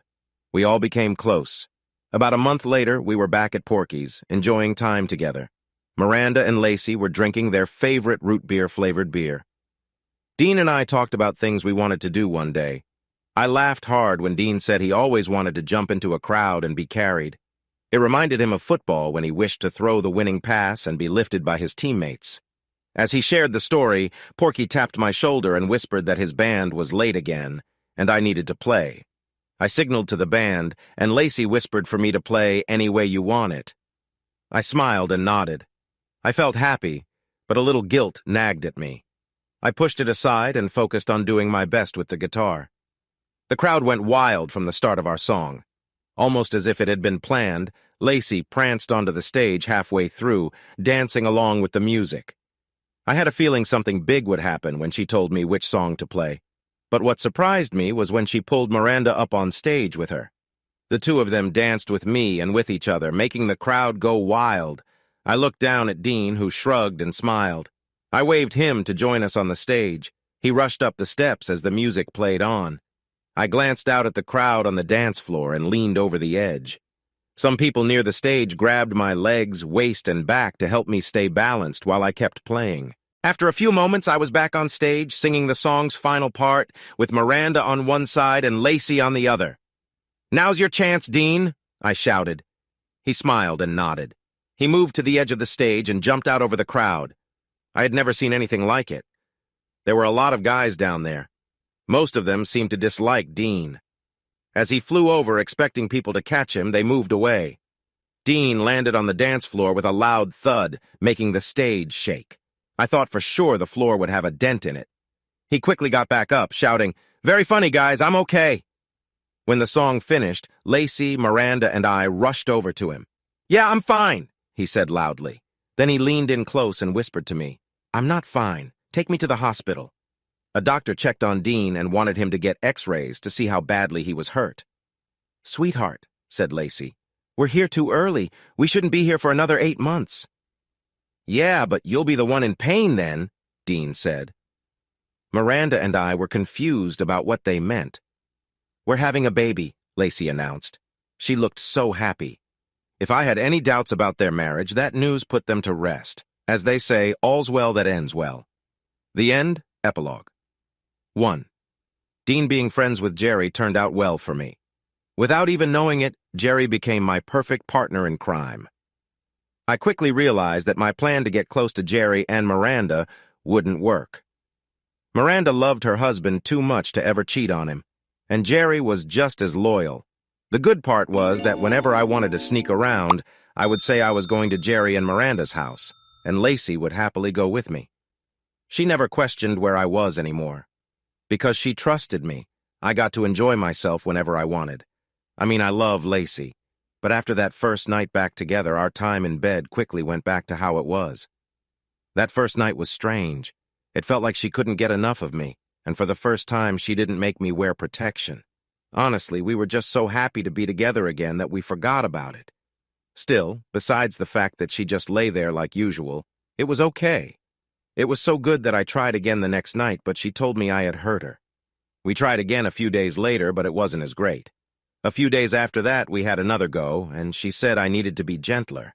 I could tell she had been reading magazines again. She started asking me to do things like other men do, and I really wasn't interested, especially since she wouldn't do the same for me.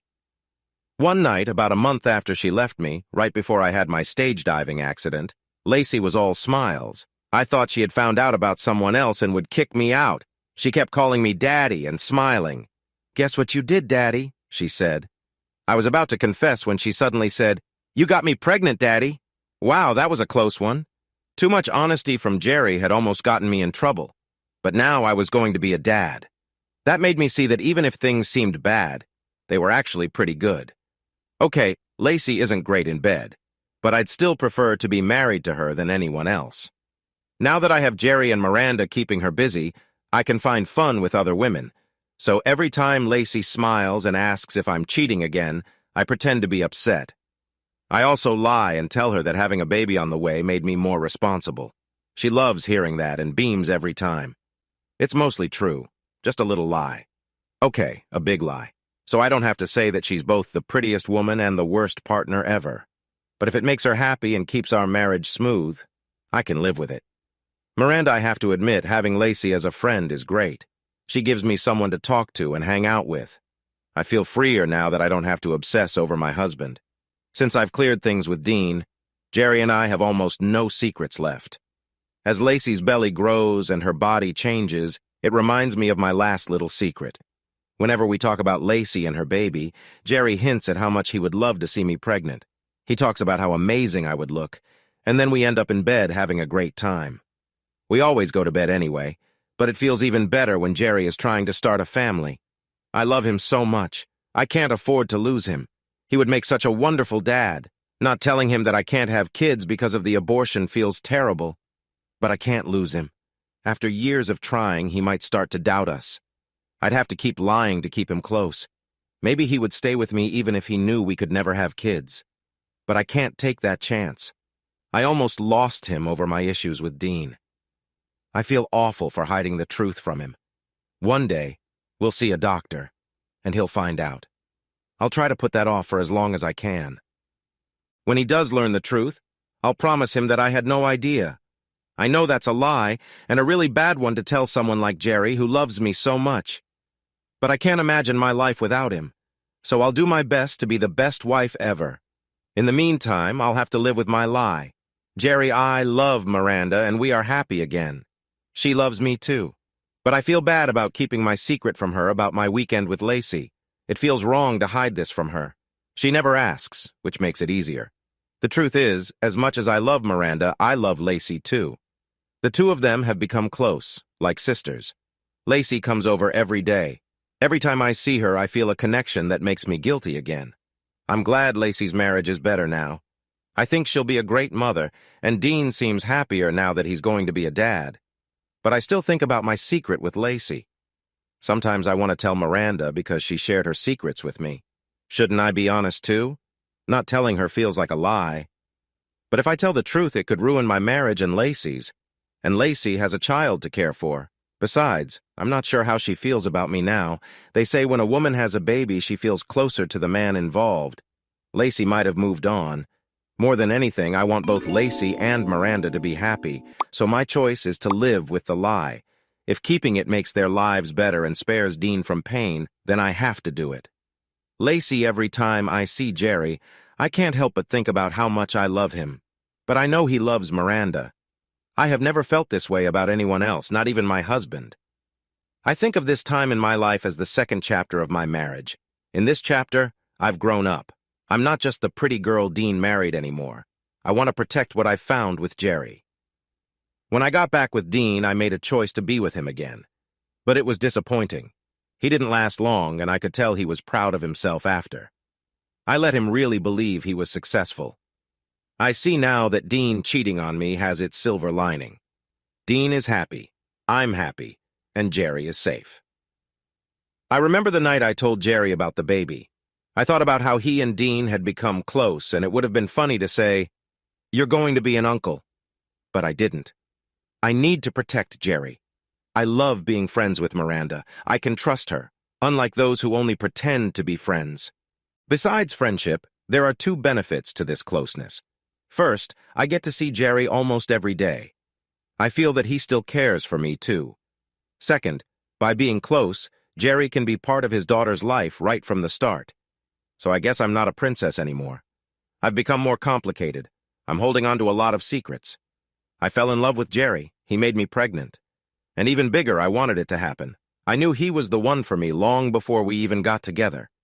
Letting Dean help me raise Gerry's child seems unfair, doesn't it? But he deserves it. He has cheated on me for years, even before we were married. He trapped me in a bad relationship that kept me from finding happiness. I can't blame Miranda for being with Gerry. If I'd had the chance to choose my path, things could have been different.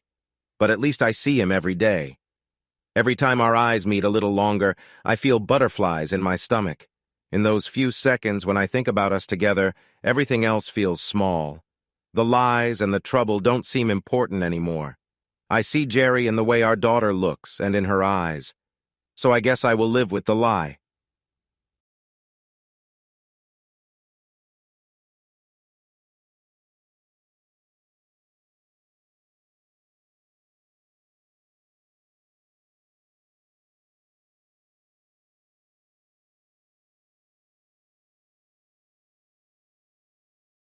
What's up, story lovers?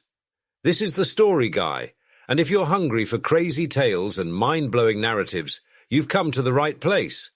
Don't forget to smash that subscribe button so you don't miss out on our weekly dose of crazy, cheating stories, fun fiction and gut-ripping comedy from around the world.